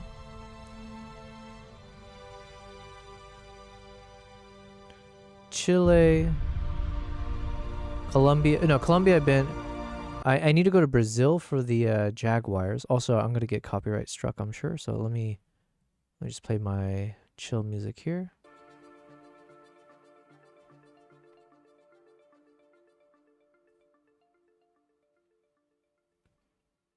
Provincia de Santa Cruz.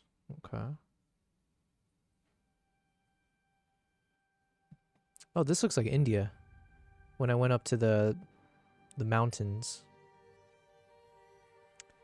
Cerro Aconcagua.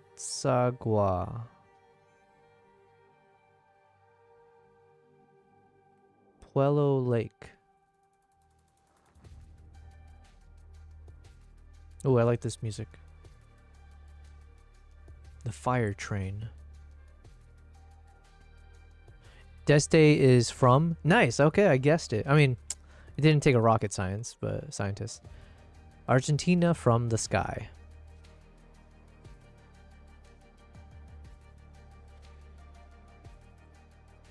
Oh, that's cool, man.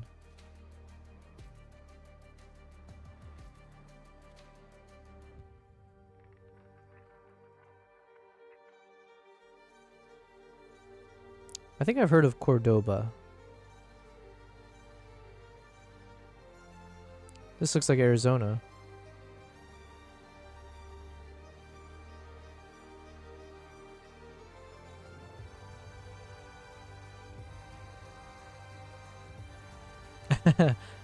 It almost timed with the music as I'm like speeding through this.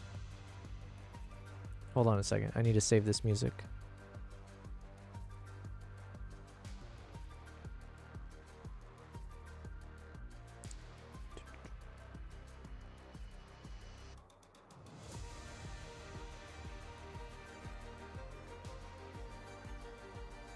See, this music kind of works with this footage. Obviously, it's not synchronized or anything. But that's a nice... It's like, okay. There's a lot of nice cinematic style soundtracks. So it gives me some ideas of things to do.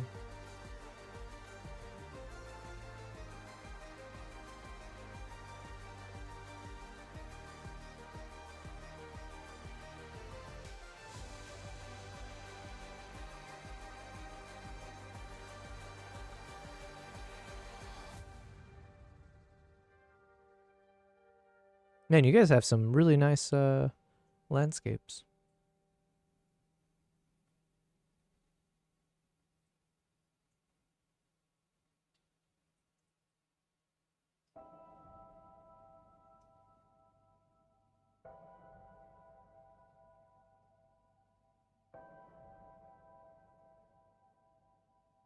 Seems like a place where you can spend over a month just like traveling around. Well, that's cool, man. Thanks for sharing that. Okay, I've been staring at the same photo for way too long. We got 16 more minutes. Let's see if we can just pop in a preset and be happy with it. This one doesn't look bad. Falcon Sunset. I like the colors on this that we can play with.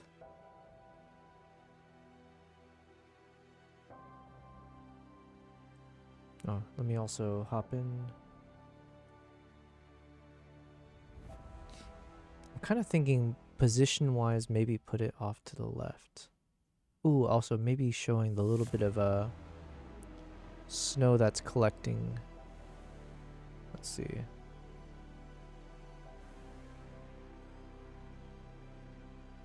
I feel like it's too obvious to put it this way. I'm not sure. I feel more...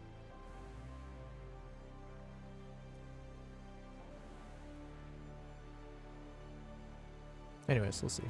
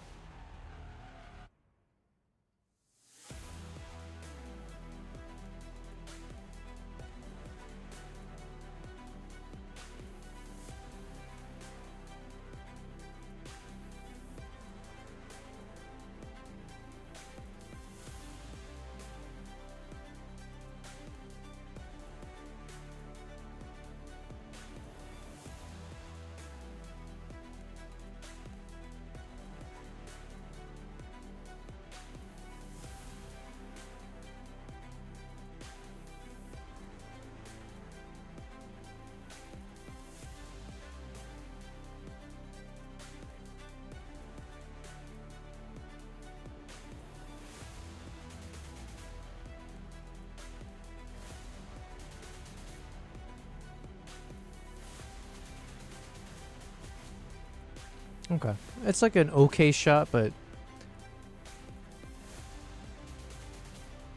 I think we'll just stick to one shot from this bird. Probably that one when it's looking. But I need something with a lot of snow in the visible snow. So This one kind of has it, but it's also kind of looking. This one has a lot more snow around. We'll try this one.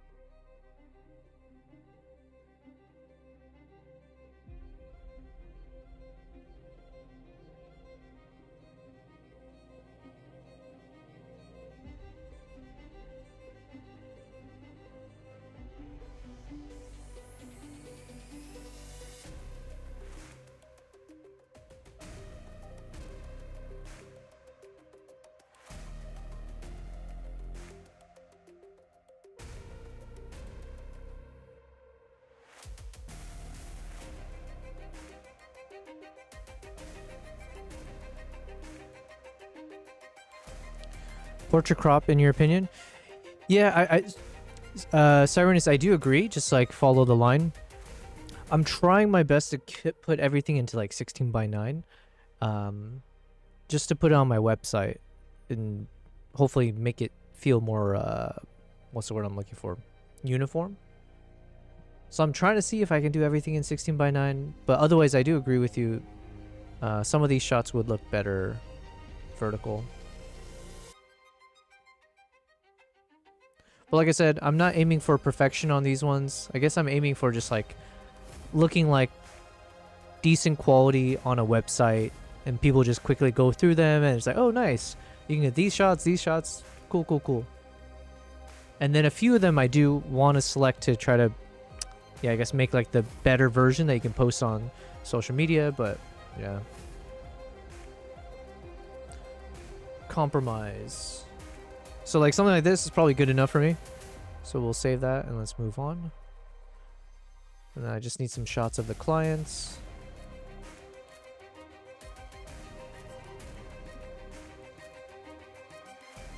Stinky website photos. That's not Homer. It doesn't feel like a Homer voice to me. I gotta try again.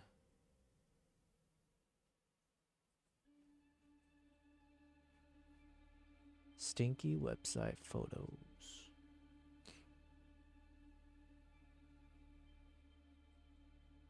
Yeah, same thing for the people shots here. I guess it doesn't really matter that much.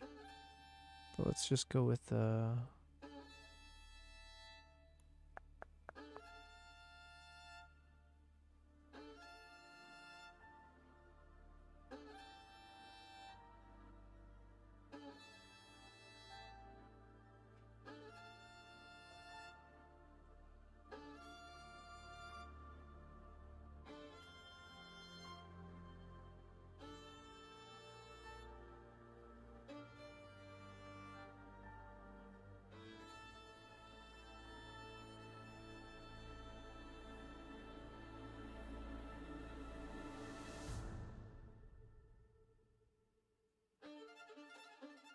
man, good ass music.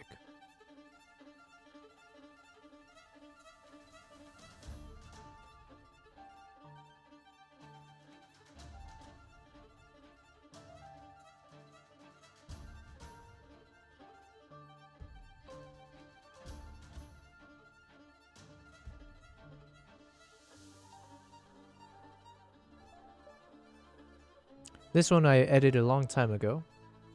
We got a little close-up of the squirrel. Squeewell.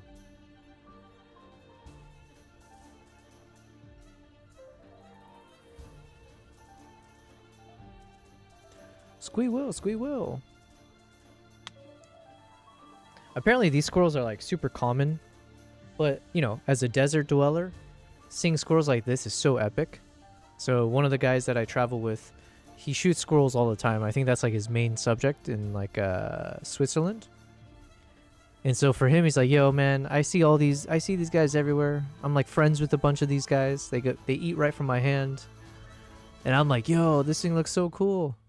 Look at those like pointed ears. Okay, maybe one of these I'll just keep it in portrait. Just copy all this over.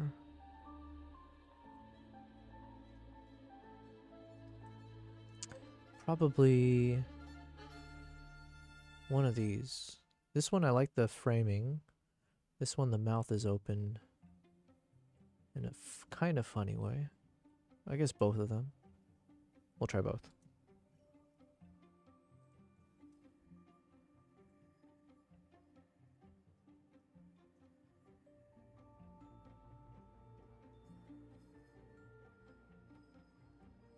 Yeah, I think this is good framing. We'll just have it peeking out more towards the right. And then this one, let's see.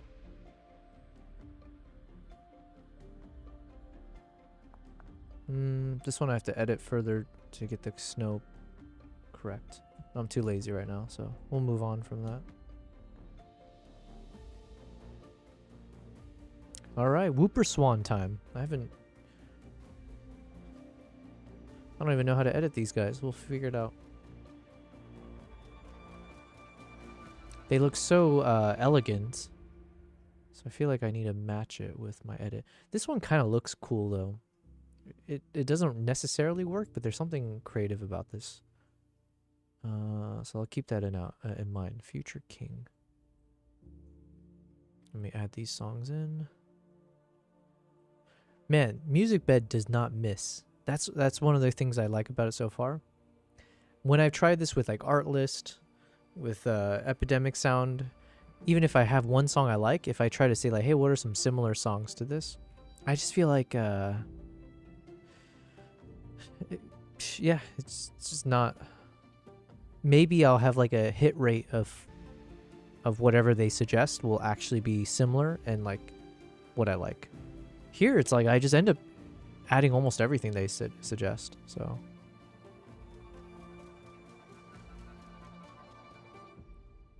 Okay, so something that's more muted, like this one, could work. So a bit more like desaturated, but I'm kind of leaning towards something like this. Very unnatural color, kind of like a greenish tint maybe, but there's something about it that feels very creative or artsy maybe. Even this one is a bit redder, but I like the lighting on the... I like the lighting in the sky. I like how it's kind of lighting up the swan, and I like how dark it is on the snow in the foreground. But it's very unnatural.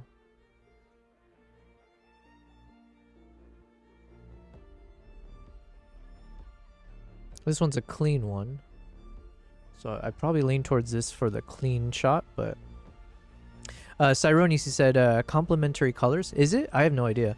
That's another thing I need to learn more about. Is complementary colors.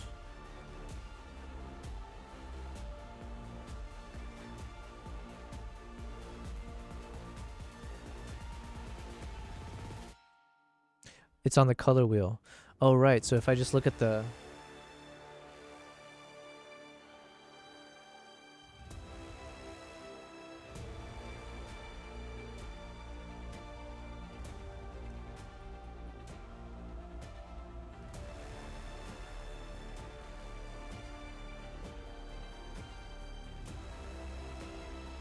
But then this one is kind of like reddish in the sky. And I guess maybe the snow could be slightly bluish, but it's just kind of like a desaturated look more than anything. It's like red and white. What about the other ones? Let's see. This one, it's mainly shades of green. Oh, I see what you're saying. This one kind of could be slightly in the greenish shade and then slightly in the reddish shade, maybe. Although I need to color correct the swan's feathers. It's a bit too pink. But I do like the background here a lot.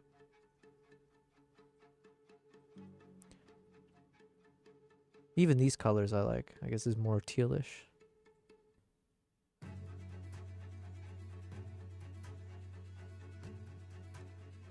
Man, my presets, except for this one, my presets are doing decent on this shot. Of course, as I say that, now some of these look complete ass.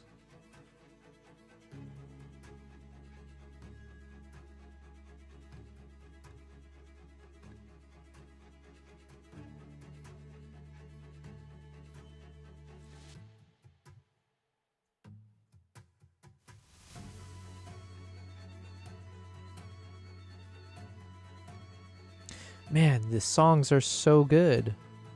Like, when I'm hearing all of these so far, I definitely can get the vibe of like, oh, I see how I can put some really cool tracks or some cool video clips to this.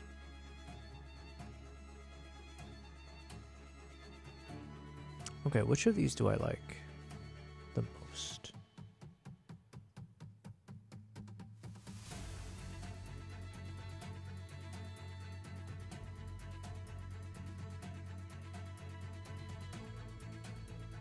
Okay, I'm doing the thing I said I was not supposed to do, which is I'm spending way too much time now trying to choose.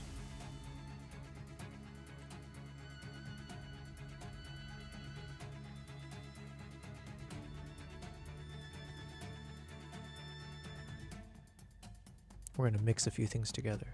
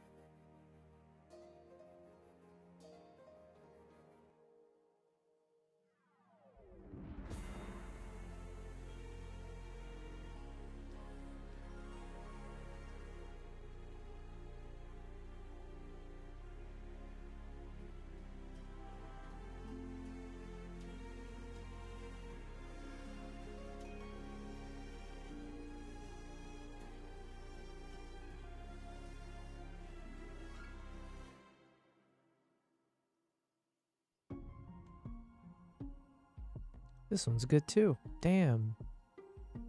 Beautifully Strange. That is an apt name for this song.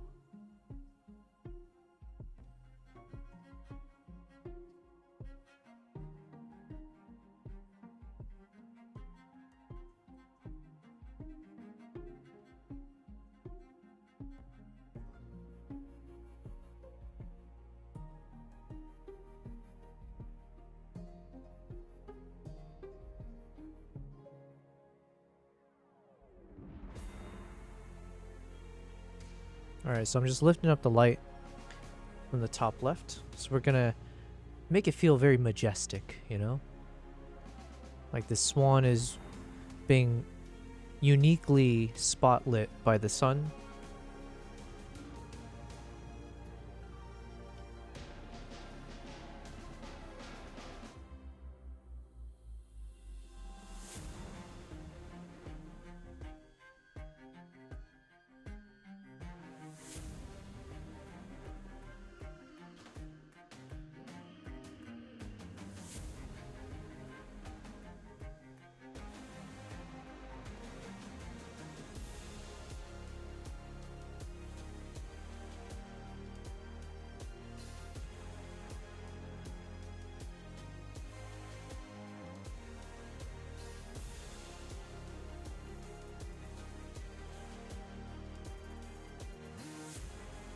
Okay, there we go. That took way too long, but I kind of like this.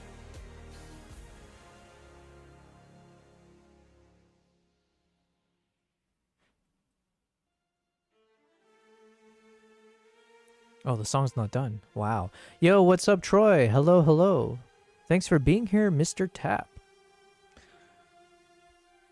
Although it's almost 10 p.m. my time now. Listen, I'm trying to not do late night streams as much because we're trying to get into a habit of going to the gym now in the mornings. You'll be proud to know, Mr. Tap, Troy, I have now gone to the gym twice in the past, what, 3 days? And this is the second time I've gone in over a year. Got a membership and everything, so trying to get back into a healthy routine. We'll see how long that lasts.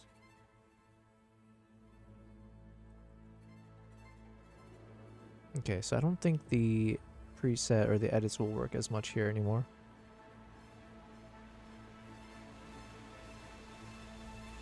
I mean, it kind of looks nice. It's probably not the main kind of edit style I'd go for this shot, but just for expediency, because we spent too much time on the other ones, we'll just keep this. Oh yeah, same thing. I don't think I would want this though. Okay, this one I do want to pause. There's too much like blues here that I don't want to lose. Troy said, been busy this week, so I haven't had a chance to pop in. No worries at all. You like the orange sky with less contrast. Yeah, I kind of decided to go a little bit crazy with this one. It looks quite unnatural, but I like the softness. I wanted to accentuate a lot of light coming in from the top left, and just like kind of fades off as it hits the snow. But then the colors, everything are just like not really quite with nature, but why not? Keep the streak up. Helps, especially when you sit all day like I do. Yeah, I mean, clearly I do the same, so figure it's about time I need to switch up my routine. And I've been continuing listening to music from Musicbed, and man, they do not miss. They really don't. I'm a fan. But I was saying, today's stream was a bit frustrating for me just because I had a lot of network issues that I still seem to have on Twitch for the past, I want to say 3 weeks. And I haven't figured out a solution. I haven't figured out a pattern in terms of what causes it. The closest I can get to it is right now, I think that it seems like I usually have this network issue towards the beginning of my stream. So possibly whatever server that gets routed into from Twitch's side, maybe it just gets there's like a bottleneck, and perhaps I'm one of the what do you call it? Collateral damage. Because then around this time I haven't seen any. Yeah, I haven't seen the network drop at all. So yeah, I'm not sure. But that was pretty frustrating. And then I've been getting a lot of copyright strikes because of the music I'm listening to on Musicbed. Although they were supposed to take care of it for me, it seems like it hasn't properly been taken care of. So yeah. You take the good with the bad.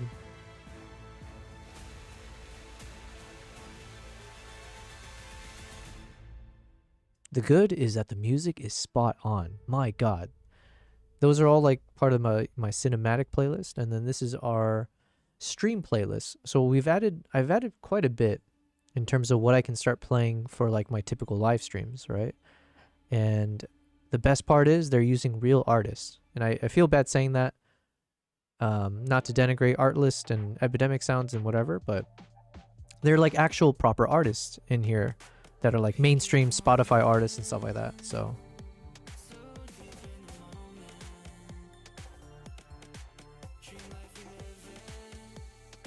have you tried single cam? Maybe YouTube is always good, just behind a little bit.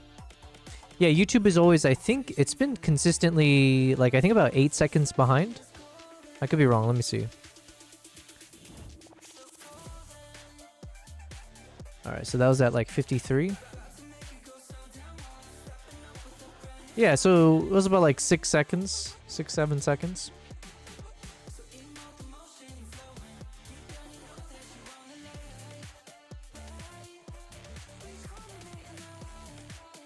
Oh, should we go crazy with the colors here? I think too many unnatural edits will look weird because this is going to be for my website, so I should be a little bit careful.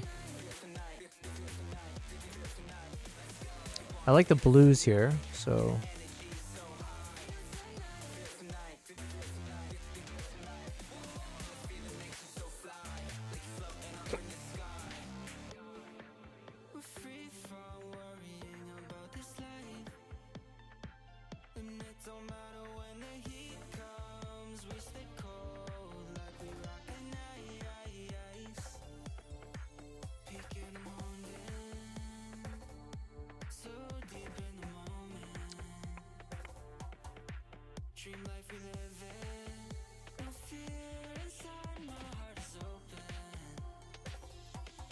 man, it's so funny that YouTube...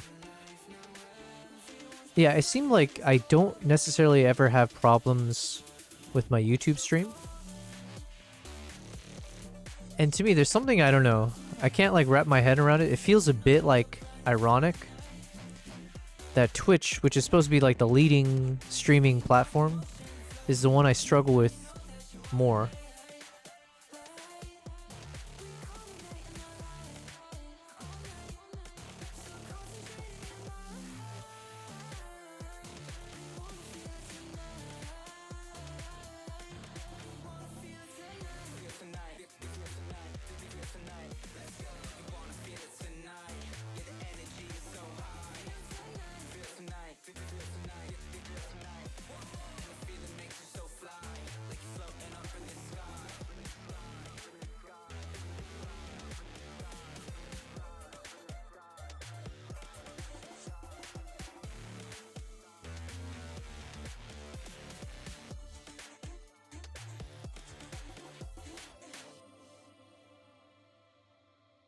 It's like an okay song. A little bit too crazy for me though. There's a few good moments.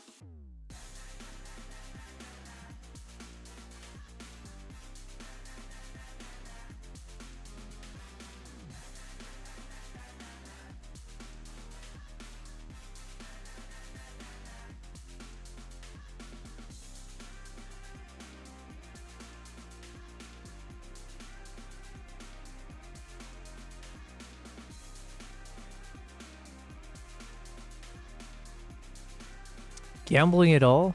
Oh no. Oh, nice. Damn, you went big on that one. You know what? I'm gonna gamble it all too. Today feels like one of those days. Gamble all.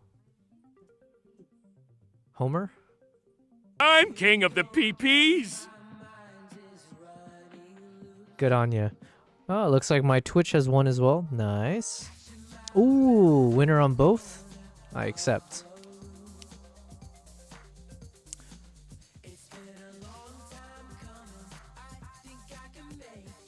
Alright, I think that's good enough. Let's test that one real quick.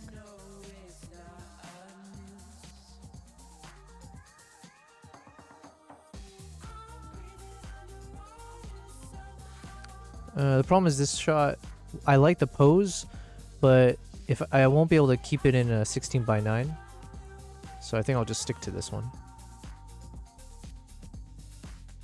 And then here we're gonna have some fun shots potentially. I don't know if it'll be possible in landscape. We'll find out.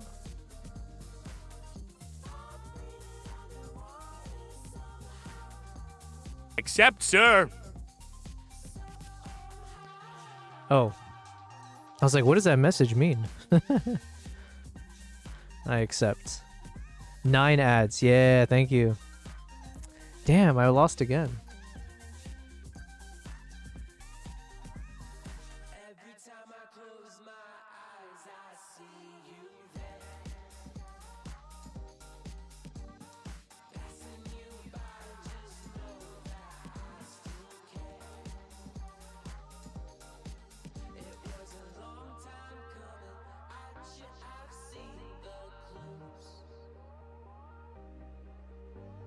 Wow, made it to... Can you hit 100k finally? Okay, this one's a nice pose. Oh yeah, I have a few of these coming up. Where we got the... nice... Whooper Swan posing. So this might be worth just keeping in portrait. I don't know, let's see. Actually, this one could fit.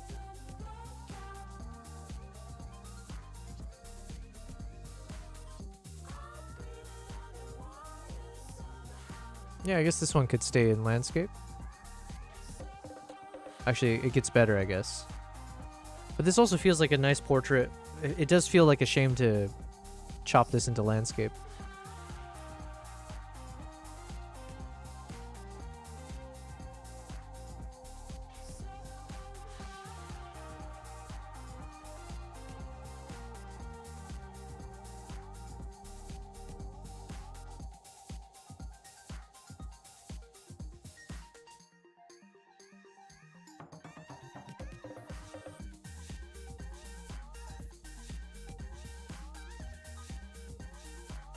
That's a cool, this is a commanding shot. Halfway through ads, nice. Cha-ching, cha-ching.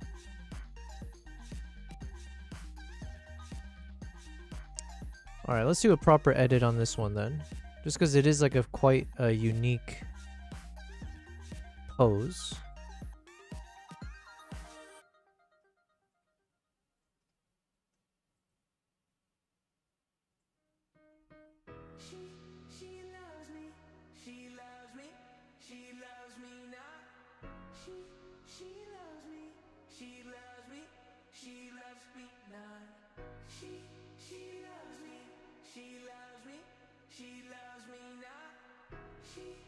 I think right now the shots as is feels a bit dirty. Like even the swan looks a bit dirty in terms of the colors. So I think that's one thing I'm keeping in mind. It's like, can we keep things a bit cleaner? And I still haven't decided, do I want a shot that's a bit brighter or more kind of like vignette-y and darker? Because the face kind of makes you feel like it should be a dark shot. Like it looks like it's kind of doing a staring contest, dramatic. But it also feels a bit comical just to have this kind of close-up of this, you know. This one looks clean. The cool giraffe. I like the softness of this one, just not the colors.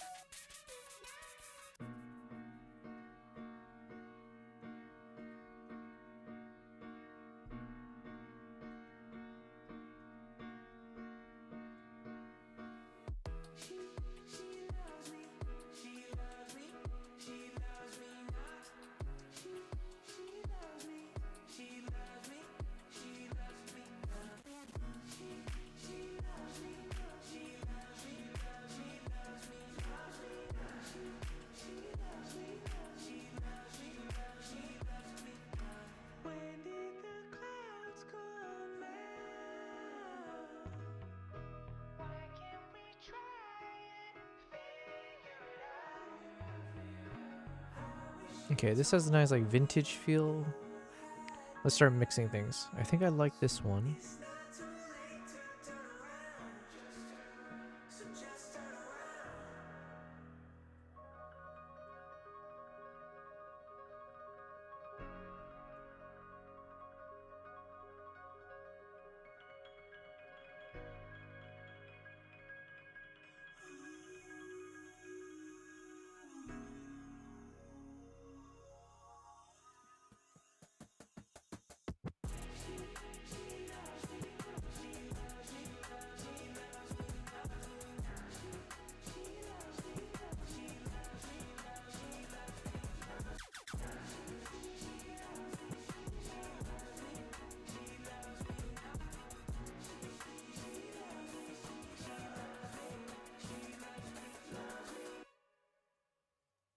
Heist 80. Let's join.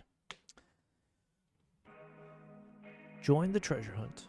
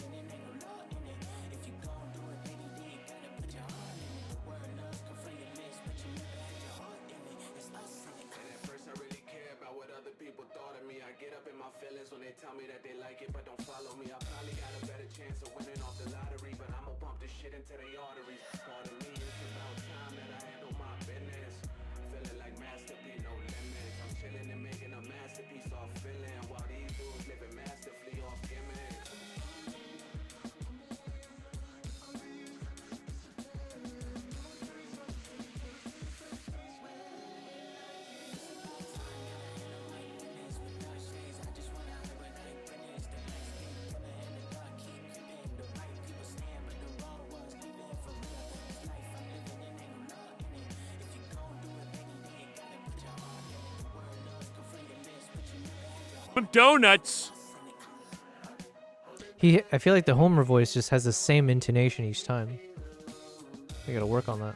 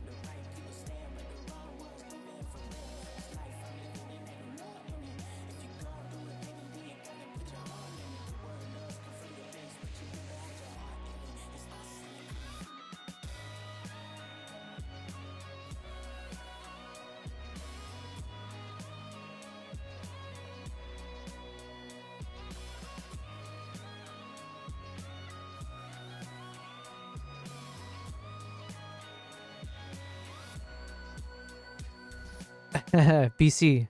For some reason, it didn't read that out loud. Nice try.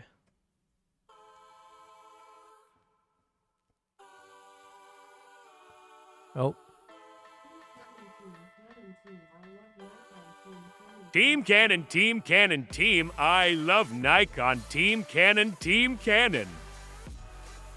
Well, the irony is, BC, I think there's a lot of Nikon ZR users that are now in the community, so we shall overcome the Team Canon.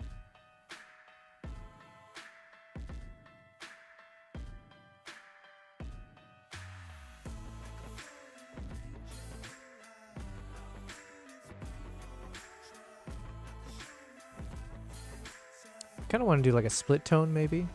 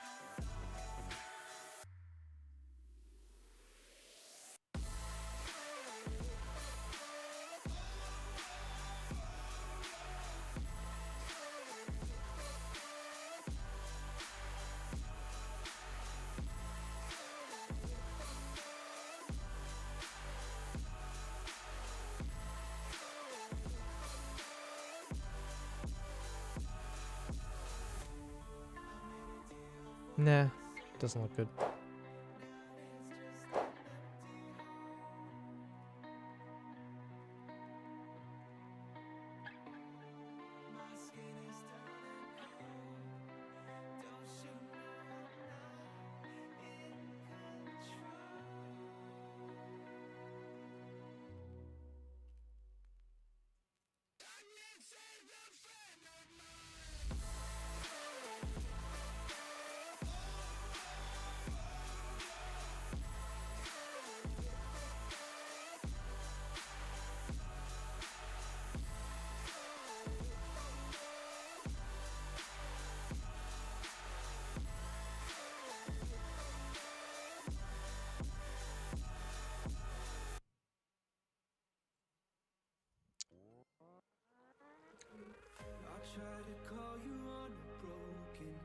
If you're Nikon and you love it, clap your hands. If you're Nikon and you love it, clap your hands. If you're Nikon and you know it and you really want to show, if you're Nikon and you know, say Team Canon. Nice. Gotta throw a little loop at the end there.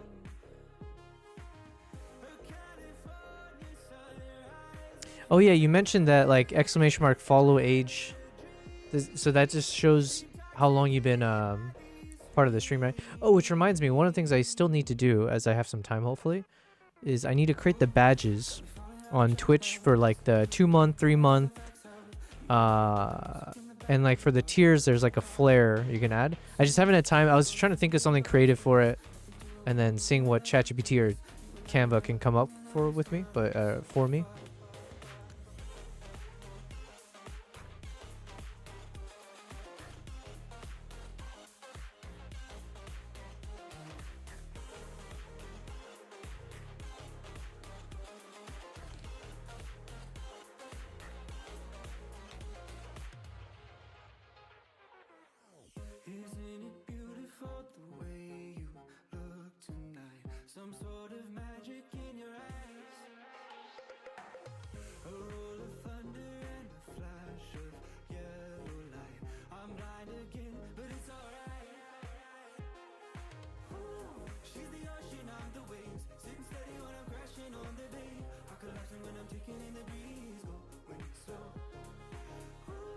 I like the song.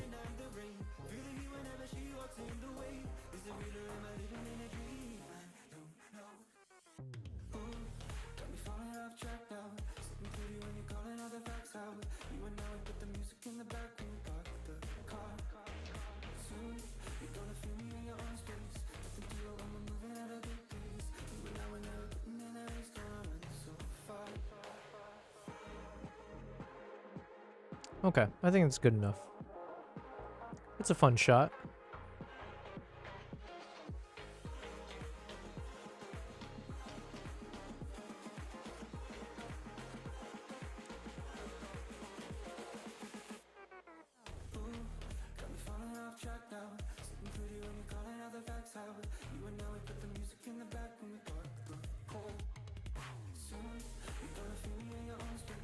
Okay. I think it's a good place to stop. We got decently far. And then as far as DaVinci, still got 10 more minutes to stabilize. But the good thing is we're at the very tail end of finishing our chimpanzee footage stuff. So basically we got like 5 hours. So then tomorrow's session I should be able to download a bunch of these songs. And we'll slap it onto this bad boy.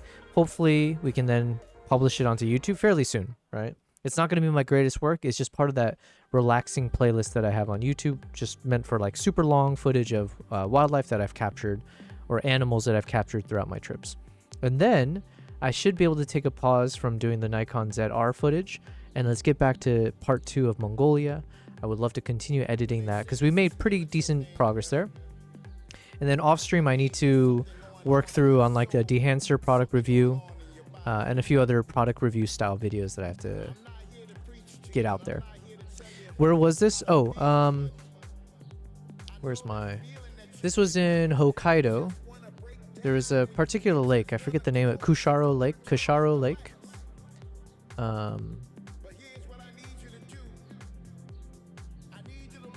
Yeah, and we had the little flying dwarf squirrel, the Izo Momonga. So these are the ones that we edited today, alongside the ones from the prior day.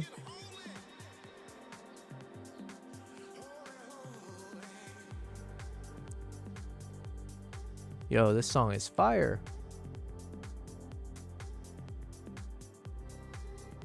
This is the Blackiston Fish Owl. This is when I went for a sunrise sea eagle cruise, where you go photograph the sea eagles.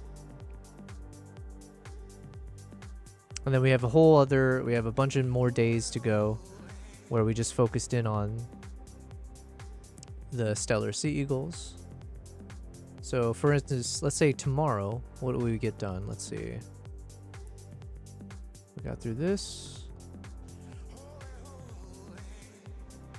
Yes, we're gonna have to review shots from this day, which is gonna be the flying squirrel. Then we have all the shots of the stellar seagull.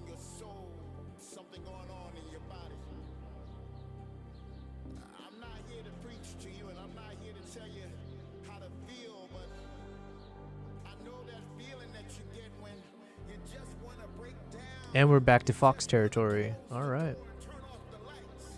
Oh yeah, we're gonna have some crazy good shots coming up with the foxes for sure. So anyways, we'll have a lot to do. But it is now almost 10:20. I need to quickly make some rice and eat dinner before it's too late. Then I need to pass out soon so that I can go back to the gym tomorrow. I think I should be fine. Actually, it's a 50-50 because this is my second time at the gym, so there's a chance that I'm going to be so sore that I won't be able to work out tomorrow. We'll see. But thank you guys. I appreciate everyone, especially towards the end there. You guys kept my spirits up because I'm not joking. Like, man, I felt so not demoralized, but kind of demoralized just because dealing with network issues where you can't stream properly and you have no idea what's causing it. It's just like a bit frustrating.